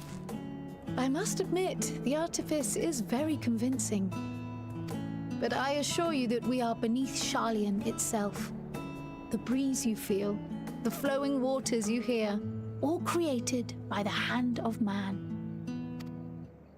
The island is volcanic, you see, and once upon a time this great hollow must have been a reservoir for magma. It was discovered some 400 years ago, at which point it was repurposed as a storage facility for scrolls and samples and such. Renovations have continued, with nigh on no interruption to this day, with the lower levels still undergoing expansion. Aren't those people gleaners?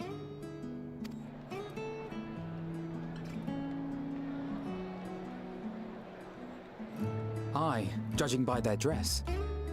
They are said to work alone as a rule, but 'twould seem that rule is being enthusiastically broken today.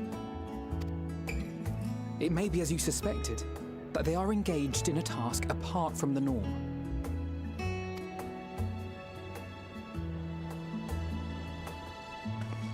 Let's spread out and get some answers then.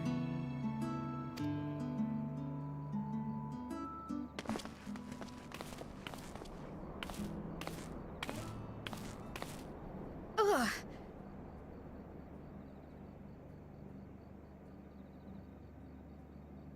Somebody overworked? Did you call to me just now? No. No. How odd. I must be a bit dizzy from the descent. I'll be fine, I'm sure. Let's get to work, shall we?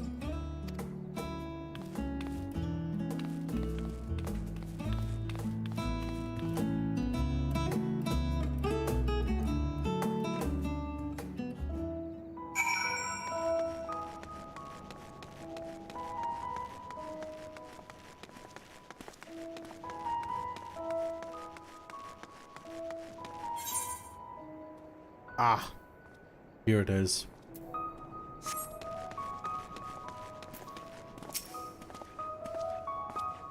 You want to know what I'm doing? Hauling books and ore and fauna. Even his hauling, I haul it. Every decade or so, they take stock in labyrinthos. You know, sort of tidy up the inventory. Never seen an operation like this before, though. They just did one a few summers ago, even. Then, with no warning at all, this mess get dropped in our laps. Orders from on high. Come to find no other reason. Could be that they're changing the layout, eh? Preparing for our next big expansion. Your with Dobbin taught you taking stocks in labyrinthos.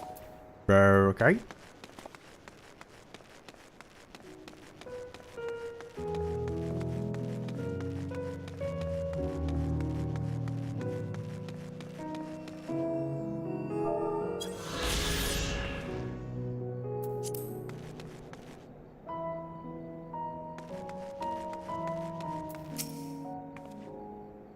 Nay, I am not shirking my duties. I've not been down here in ages and wished to get my bearings before I went bumbling about. From what I can see, however, there is not obviously out of place. It seems we shall have to resort to discreet inquiries as usual. Oh, yep.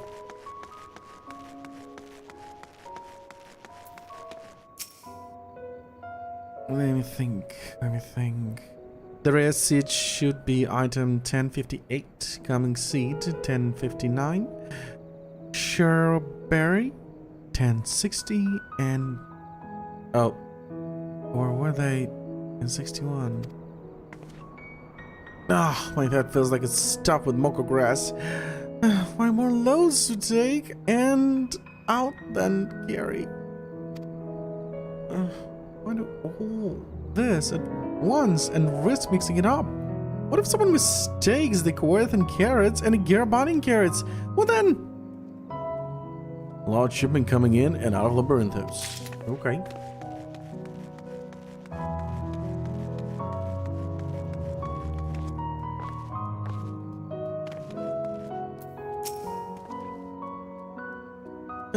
Here to help or give me more headache. Because you don't have the look of a gleaner, and I'm in no mood for idle chatter. One of my colleagues was so exhausted took a tumble and crashed into a pile of crates. Now I have a pack of Mormons running loose. Exhausted gleaners. Oh, they're exhausted. Oof. Sucky to be them.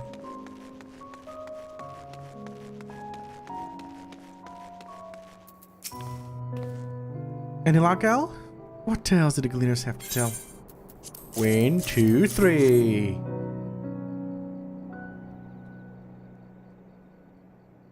So this grand operation began without warning. And for every item they bring in, they're sending more inventory somewhere else. How to explain the haggard faces I've been seeing? We were right. The forum is definitely up to something, and they're turning Labyrinthus upside down in the process.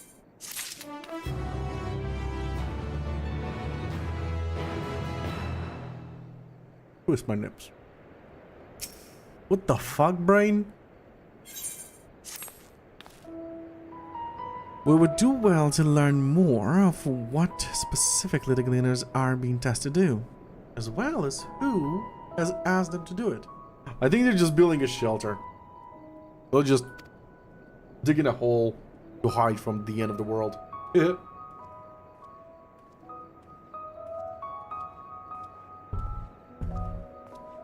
If you're game out, I have an idea. What's the idea? Didn't one of the Gleaners say you question? Gleaners you question say something about us came to marmots? Perhaps if you were to help him capture said creatures, he might be inclined towards a more friendly and enlightening conversation. Fine, deal with it. In the meantime, I will turn my charms upon this glimmer here. We can compare notes afterwards. Happy hunting!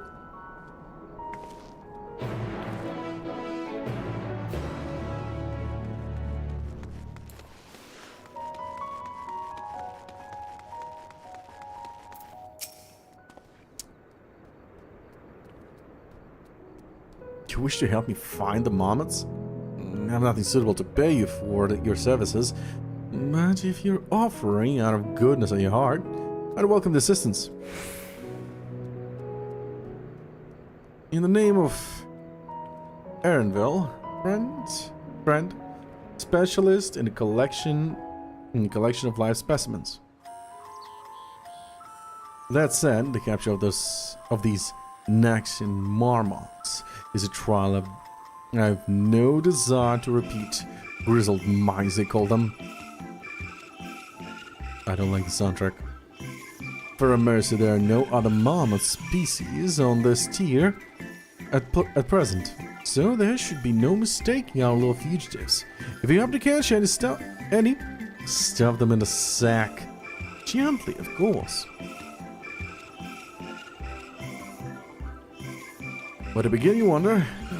I've not seen it scampering around here, so we'll need to widen our search into surrounding forests. Dear God, there are beasts out there that won't hesitate to prey on a marmot. Or you. I'll search the trees out to the west. The eastern part of the forest is all yours. Good luck. Yeah, they literally created like a mini ecosystem.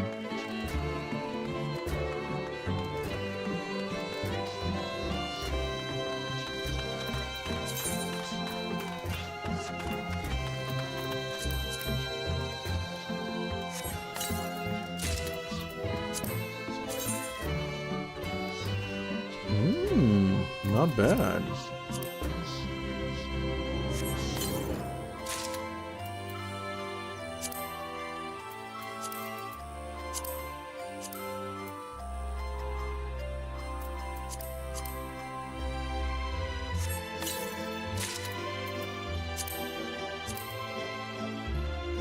Yeah, not a bad outfit.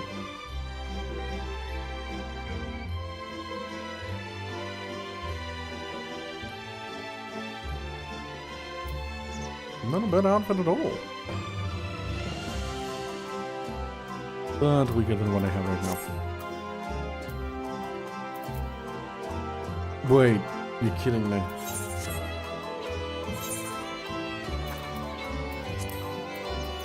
Oh, Kessin boots your ass.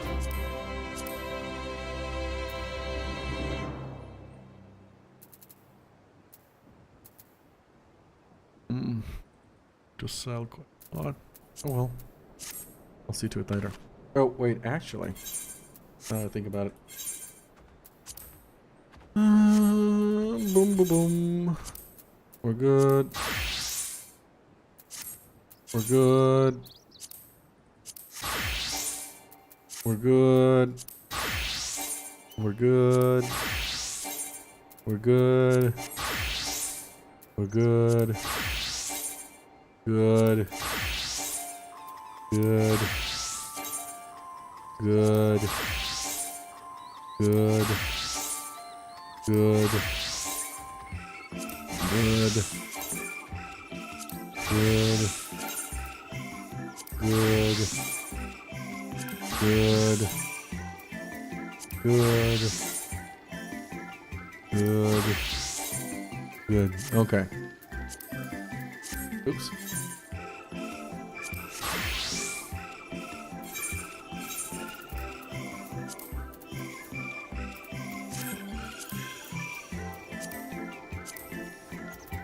Well, let's begin. Let's begin with the cleanup.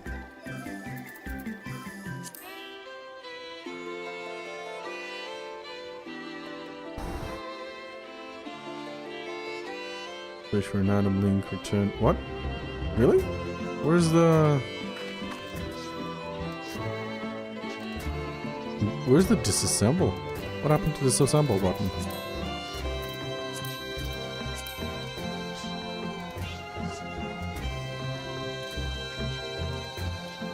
Didn't we have like a shit ton of disassembles before?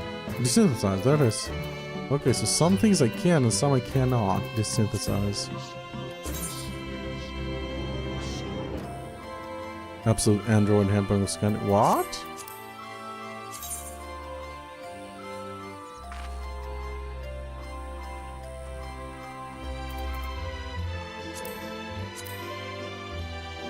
Oh, okay. This is your stuff. I don't want to get rid of those.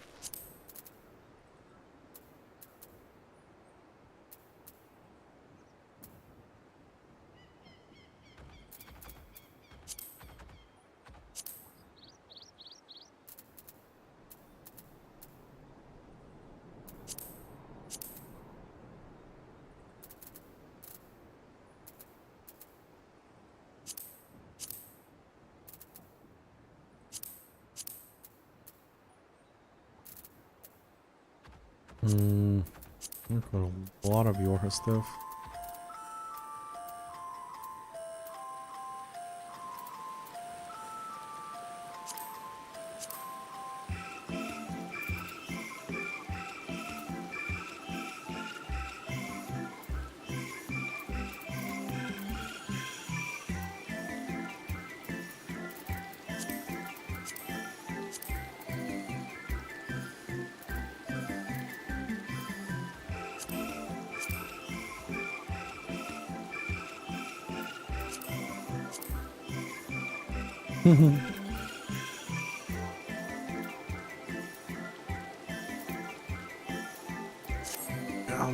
I'll have to work on it.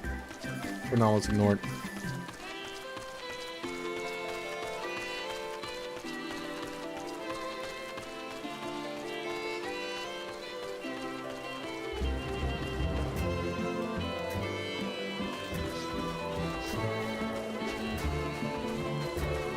Nope, I see it.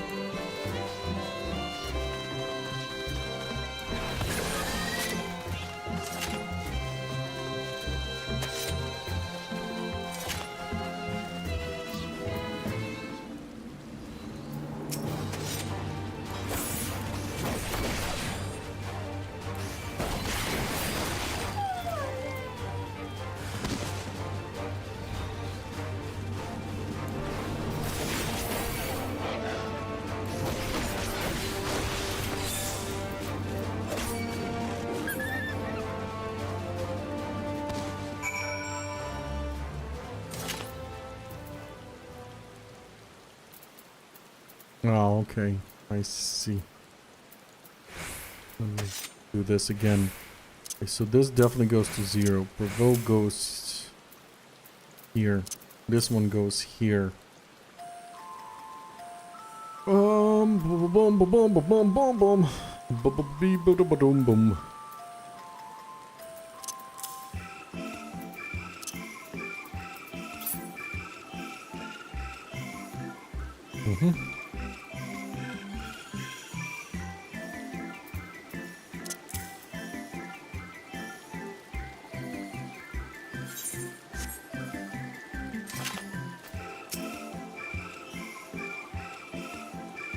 Chirp squeak. Surely, barely have you ready the sack when the grizzled mouse scampered off into the underbrush. Great. Oh, side quests. Side quests will all come back there. Well, after I finish this and report back, then I'll get it. On the side quests.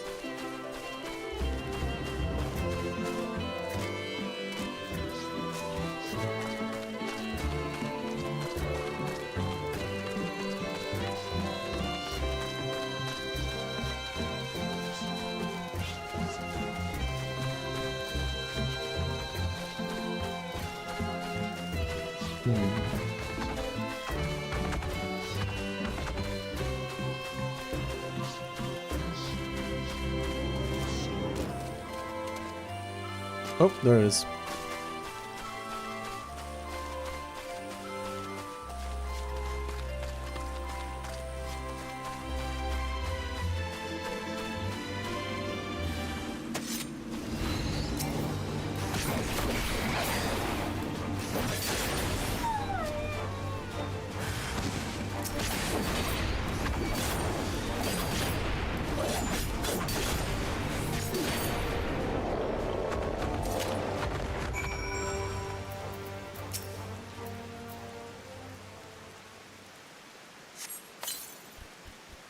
Damn it!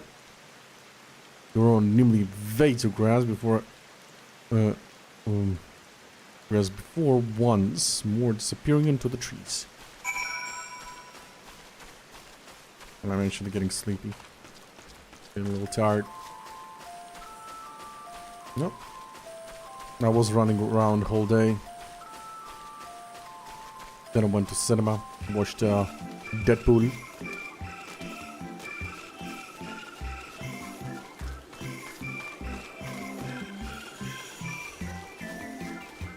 I bet it's gonna be up there. As luck would have it.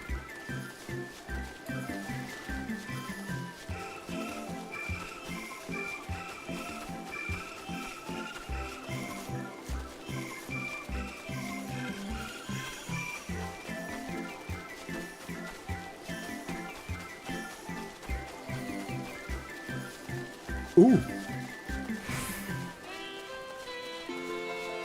Ether. You ain't gonna attack me, are you? No, you attacked me. Bad boys.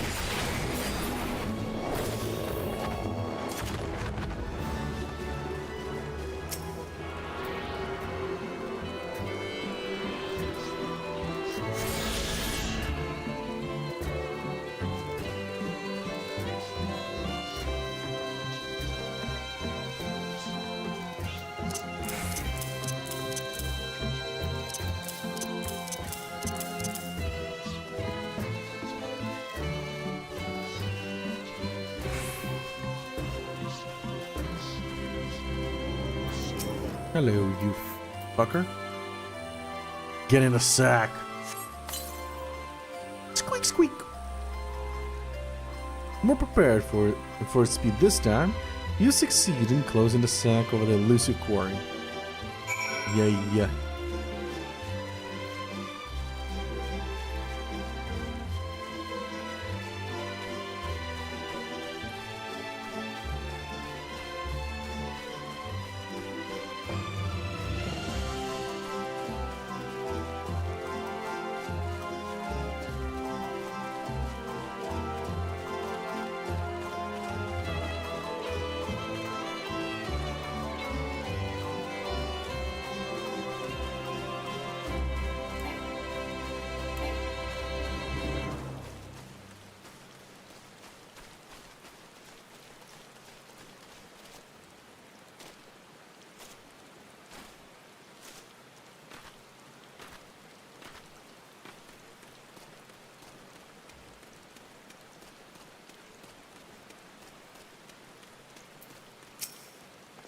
Here's your rat. How'd you fare? Break down 3 of the pack, which leaves 1 unaccounted for. Oh, found it. Ah, there's the odd marmoset. Wait here a moment while I put our friend in a holding cage.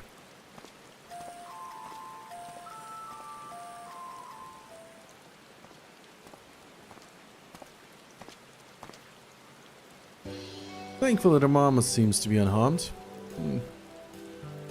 They've held up well in isolation, but it's much too soon to release them into the habitat. It's a good thing we were able to capture them so swiftly. You have my thanks. It does it to capture them in the first place?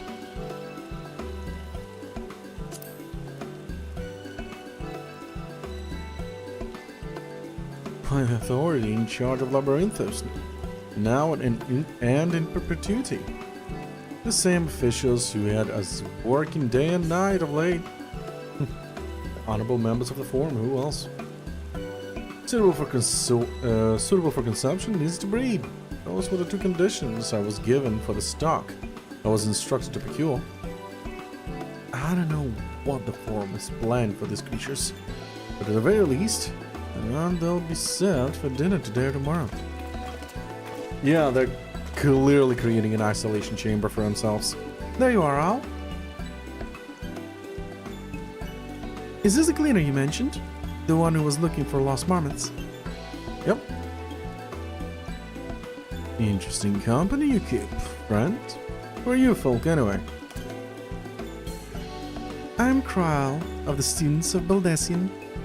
The others are my associates. Should be told the foreign decisions of late have not sat entirely well with us. That is why we made the descent to the Labyrinthos. We hope that by seeing those decisions put into action, we might more fully understand the reasoning. Wise and practical. Never hurts to try and gain a broader perspective, does it? Anyway, duty calls, other walls to capture, and enclosure to empty. Once again, I'm sorry that I can't offer you more for our services.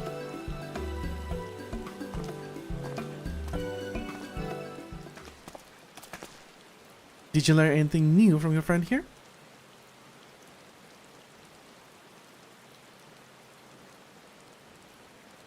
So we've confirmed that the order for this ambitious operation did indeed come directly from the Forum. However, the Gleaners have not been informed of its purpose. I'd say that fits everything we've heard thus far. We also discovered, when the operation was begun, the Forum contacted the Gleaners guild ship and put their people to this great work some 4 days after the Elefaro made their chilling declaration. As seasoned travelers, the Gleaners keep abreast of news from every corner of the world out of necessity, as I'm inclined to trust that their calendar of events is accurate. Altogether, it gives a distinct impression that this undertaking was a sudden and unexpected development. Yet I find it hard to believe that such a comprehensive structuring of Labyrinthos and its its archives would have been planned in so brief of a window.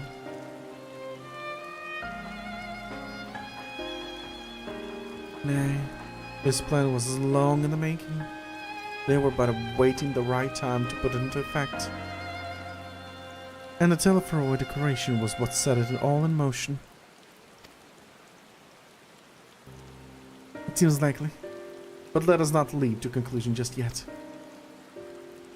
For the moment, I suggest we conduct wider investigation of Labyrinthos.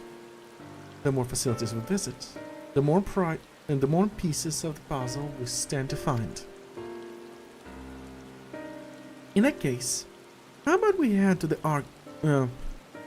Archeon? From there, we can reach the lower... Okay. Trial. What's wrong?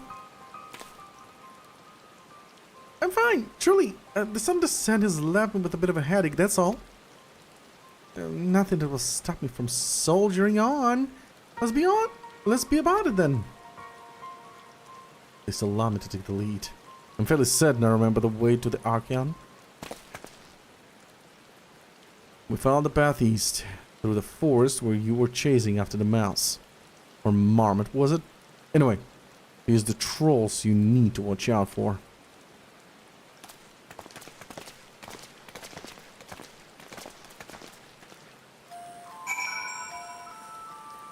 Alright. Switcheroo to Reaper and do side quests.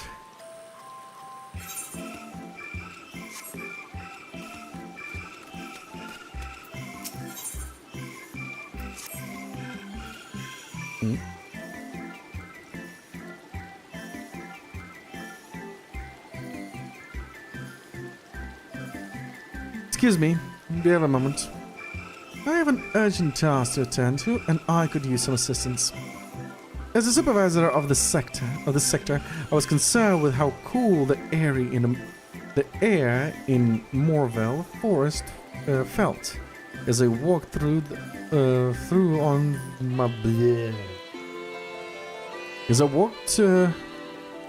my usual rounds.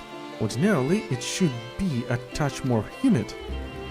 My colleagues assure me that the gauges are displaying acceptable temperatures, and, well, hinted that I was being oversensitive. My instincts, however, inform me otherwise.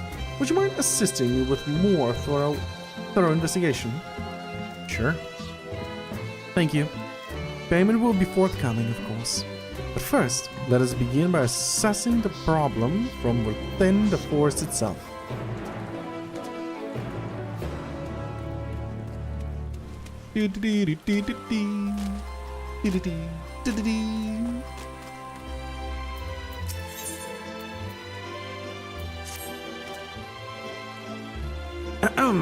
Ho there, friend. Fancy lending a hand to a gleaner in need? What's up? What do you need? I'm fairly new to all the gleaning business, so it's only proper that someone with the requisite experience deliver this very important all-done alchemical compound to this research facility. You know, that one a short way to the west? Why not ask a fellow gleaner? Ooh, I couldn't do that! They'd never take me seriously again. No, I need someone bold and brave and unconnected to me in social circles. In other words, an itinerant adventurer like you. I would do it myself, of course, but duty calls. Just deliver this package to someone in a position of seniority, and I promise I'll be back here to pay you for the favor.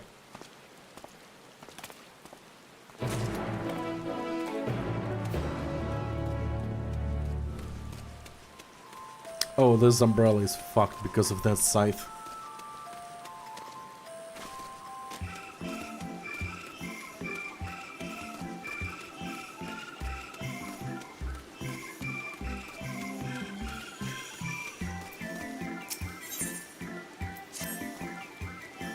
Excuse me, aren't you the one who was assisting Aaronville?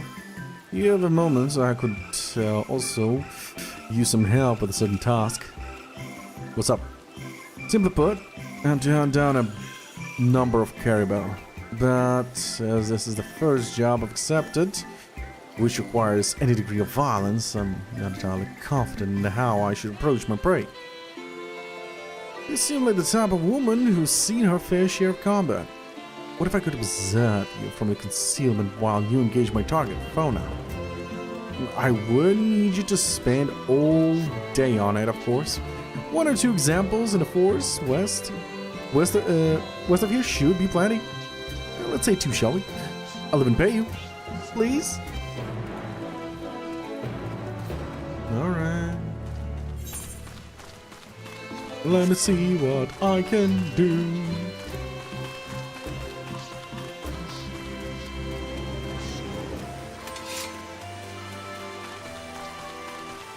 Oh, such an awkward running.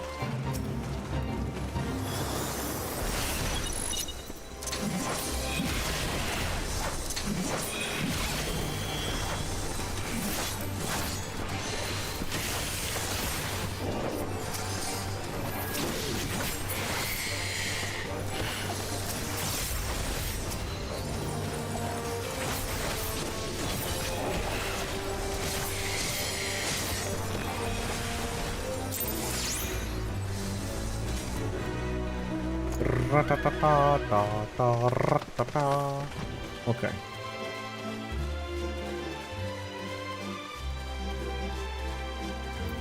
Hello, Mr. Caribou. I'm here to ruin your day.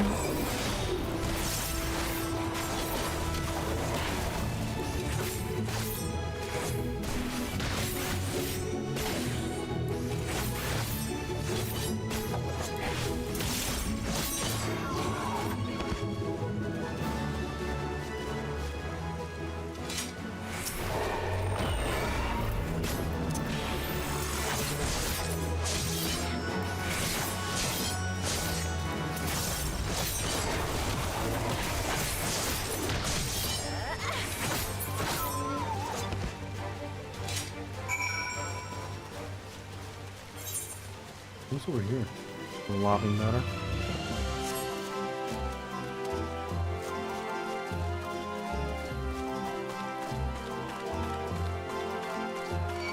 Really? Well, you're quite a fallen little oaf. I mean, elk.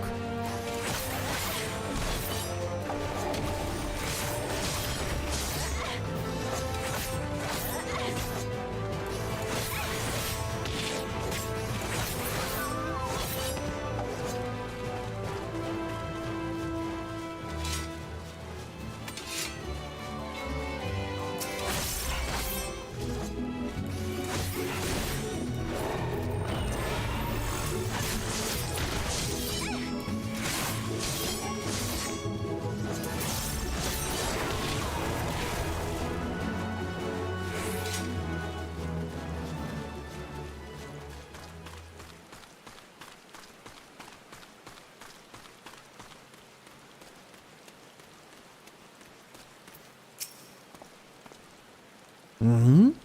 May I help you?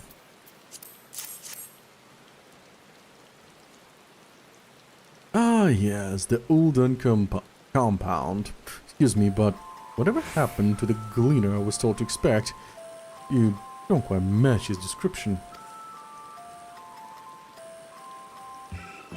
Ah, so here you are in his stead. I thought that might be the case. This facility primarily studies small Falcon and their ilk, and their role as carriers of disease. As such, we seem to have become the subjects of some rather unsettling, not to mention wholly unsubstantiated rumors. I imagine some senior Gleamer was assuming himself by taunting his junior colleagues with scary half-truths and outright fabrications. The scholar lend me patience.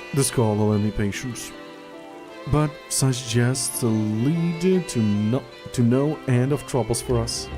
In any case, I thank you for bringing me my delivery. Should you happen to return to our faint-hearted gleaners, pray do me the service of setting him straight on what it is we do here. Okay.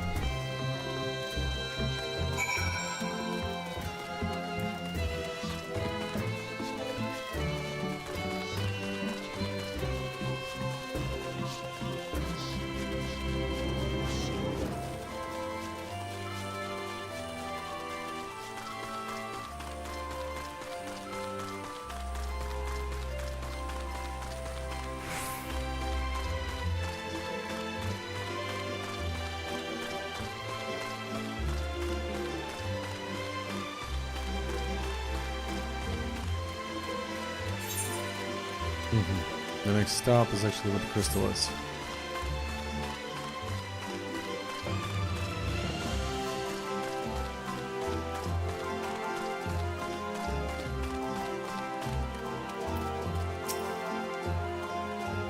Thank you for your instructions. Well, I doubt I could emulate your particular style, seeing you in action was enormously helpful. You've also provided a service by killing a few Labyrinthus' most prolific animals. Lest you worry, it's essential to reduce the Caribou's numbers every now and again to maintain a stable habitat. And nothing here is killed for mere sport. Every part of the carcass is harvested and put to use. A practice I will make sure to carry out with the creatures you slew. There's still a few more that need culling, but I think I can handle that on my own now. Such is the Gleaner's slot, and I should learn how to do it sooner rather than later. Oh, and here's your payment. Wish me luck!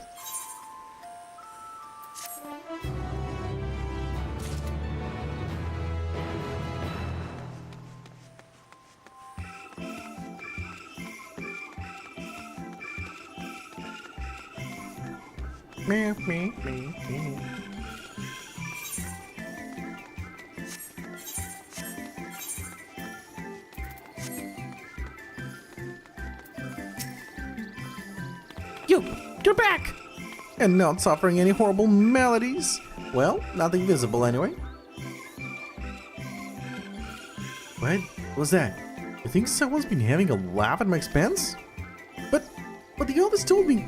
They said the researchers ordered forbidden substance from Ul'dah so they could concoct some kind of zombie powder, and that gleaners who deliver there are often never seen again. That does sound a bit unlikely now that I think about it out loud. Oh, those like bastards! Right. Well, here's what I owe you, plus a little extra for keeping quiet. Gods above, I'll never leave this down.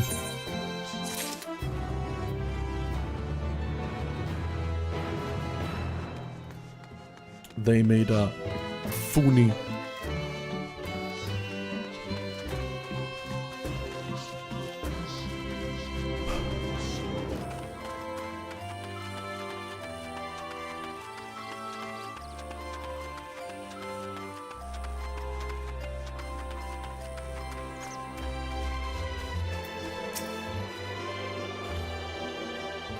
Take a closer look at this, Miss Sprayer. You'll find these devices throughout Mornvale Forest, and I need you to see if they're functioning properly. It's nothing too complicated. If the spirit crystal is glowing blue, then that means it's working. If the crystal is dull, then it's most likely broken. Yeah, I'll jot down the location of the sprayer I wasn't able to check yet. Meanwhile, I'll go and see if there's any problems at the Mistling. That's the big tower over there responsible for regulating the sprayers. That can be our meeting spot once you finish checking the devices. Okay.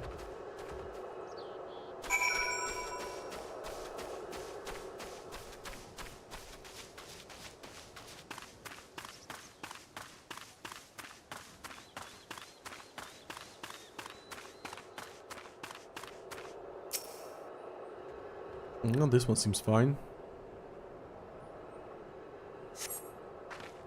That was not working.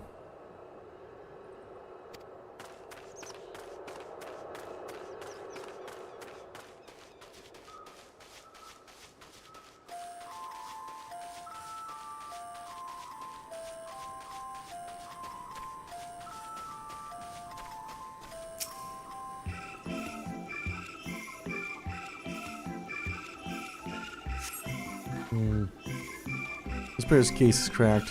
The crystal within inert and dull. This device appears to be malfunctioning.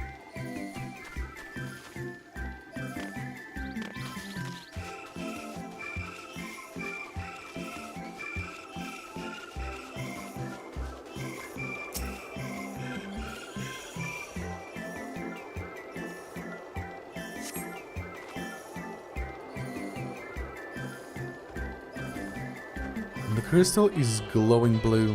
This mist sprayer appears to be functioning correctly.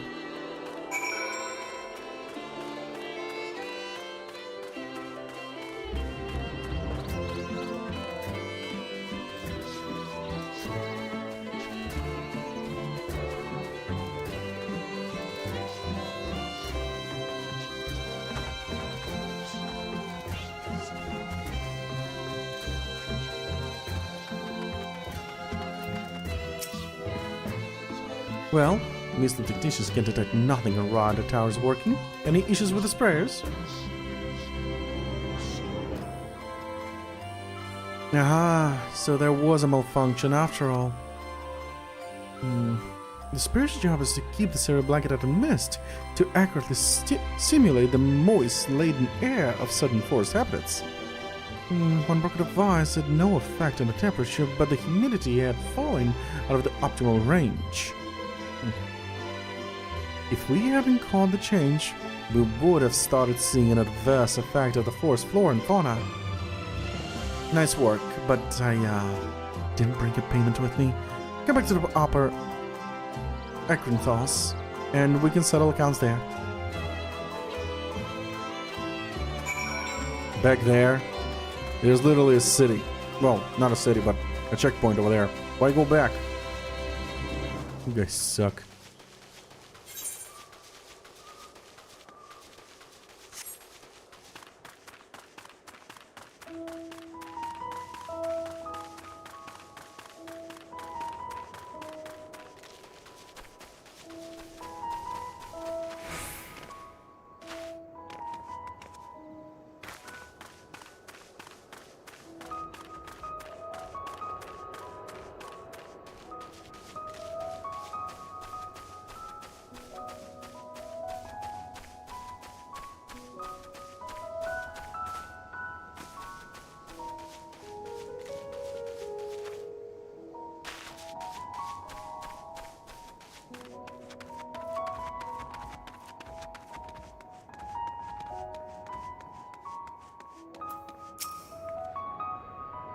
Thank you again for agreeing to help.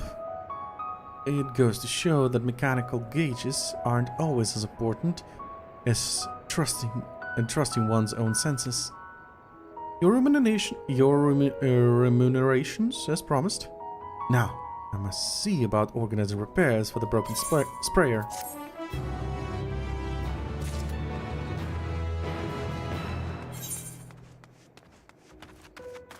Let it grow. Might as well get rid of them. They have a feeling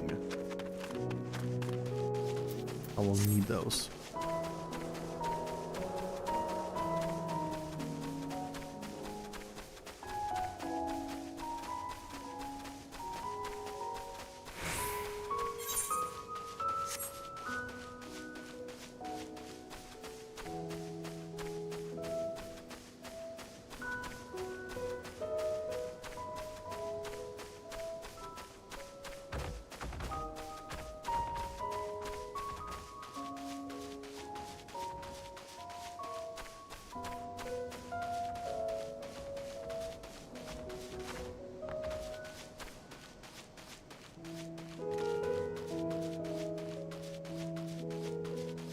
Where's that so-called let it grow?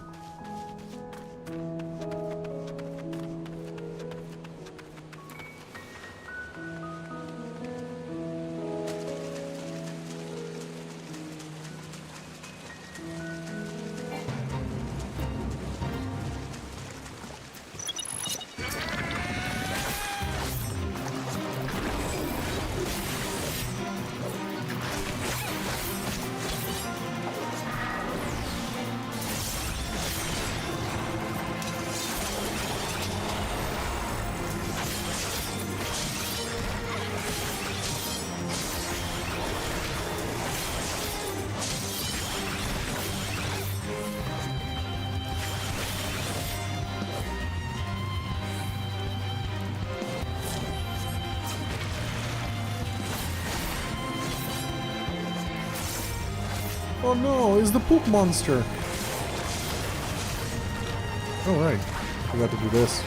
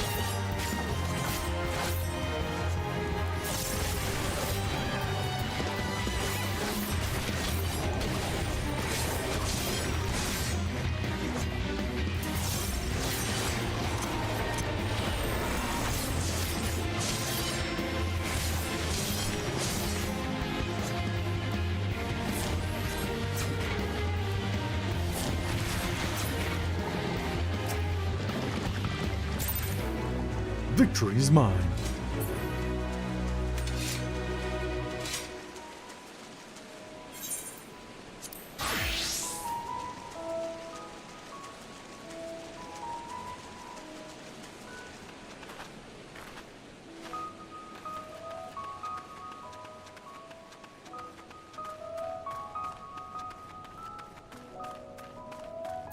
How many now? 333. I think it's enough, but still. Behold, the Archeon. As Numenon serves as Sharlayan's literary archive, so does the structure house the city's wealth of material data. The architecture, too, is similar.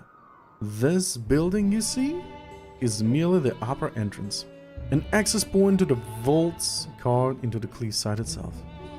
Within those vast rooms are stored countless samples and specimens, as well as the detailed records which describe them. In a manner of speaking, the Archeon contains a physical history of Sharlayan's unwavering dedication to the accumulation of knowledge.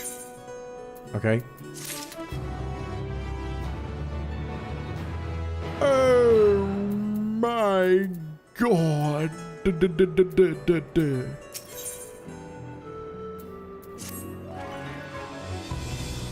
Well, we won't learn anything of value standing out here. Let us proceed into the main building and speak with the custodian.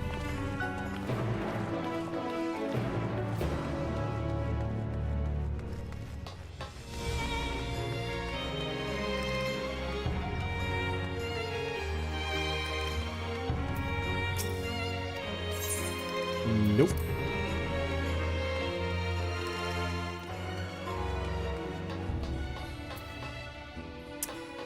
You know what? Let's sink to the crystal and finish it. Okay. I am falling asleep.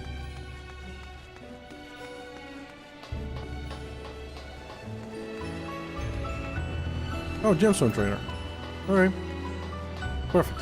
Let's talk to this guy as well. Before we go to sleep.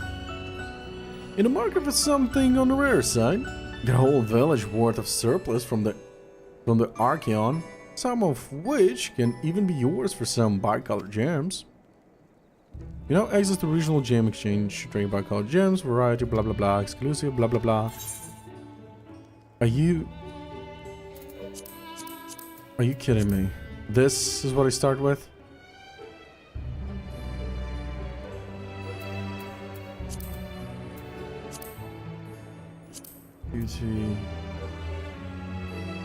Duty support, I think. No, not this. Oops.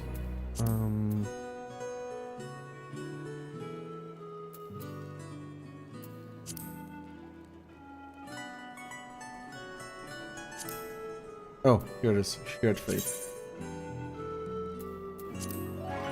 Labyrinthos. Yeah, it's here. Labyrinthos.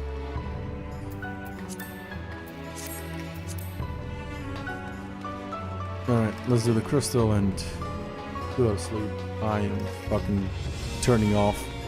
My brain is being like, wow, shutting down.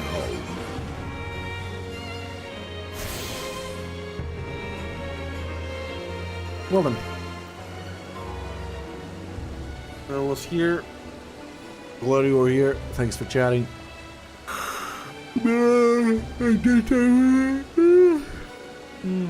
I'm done. Alright, good night everyone.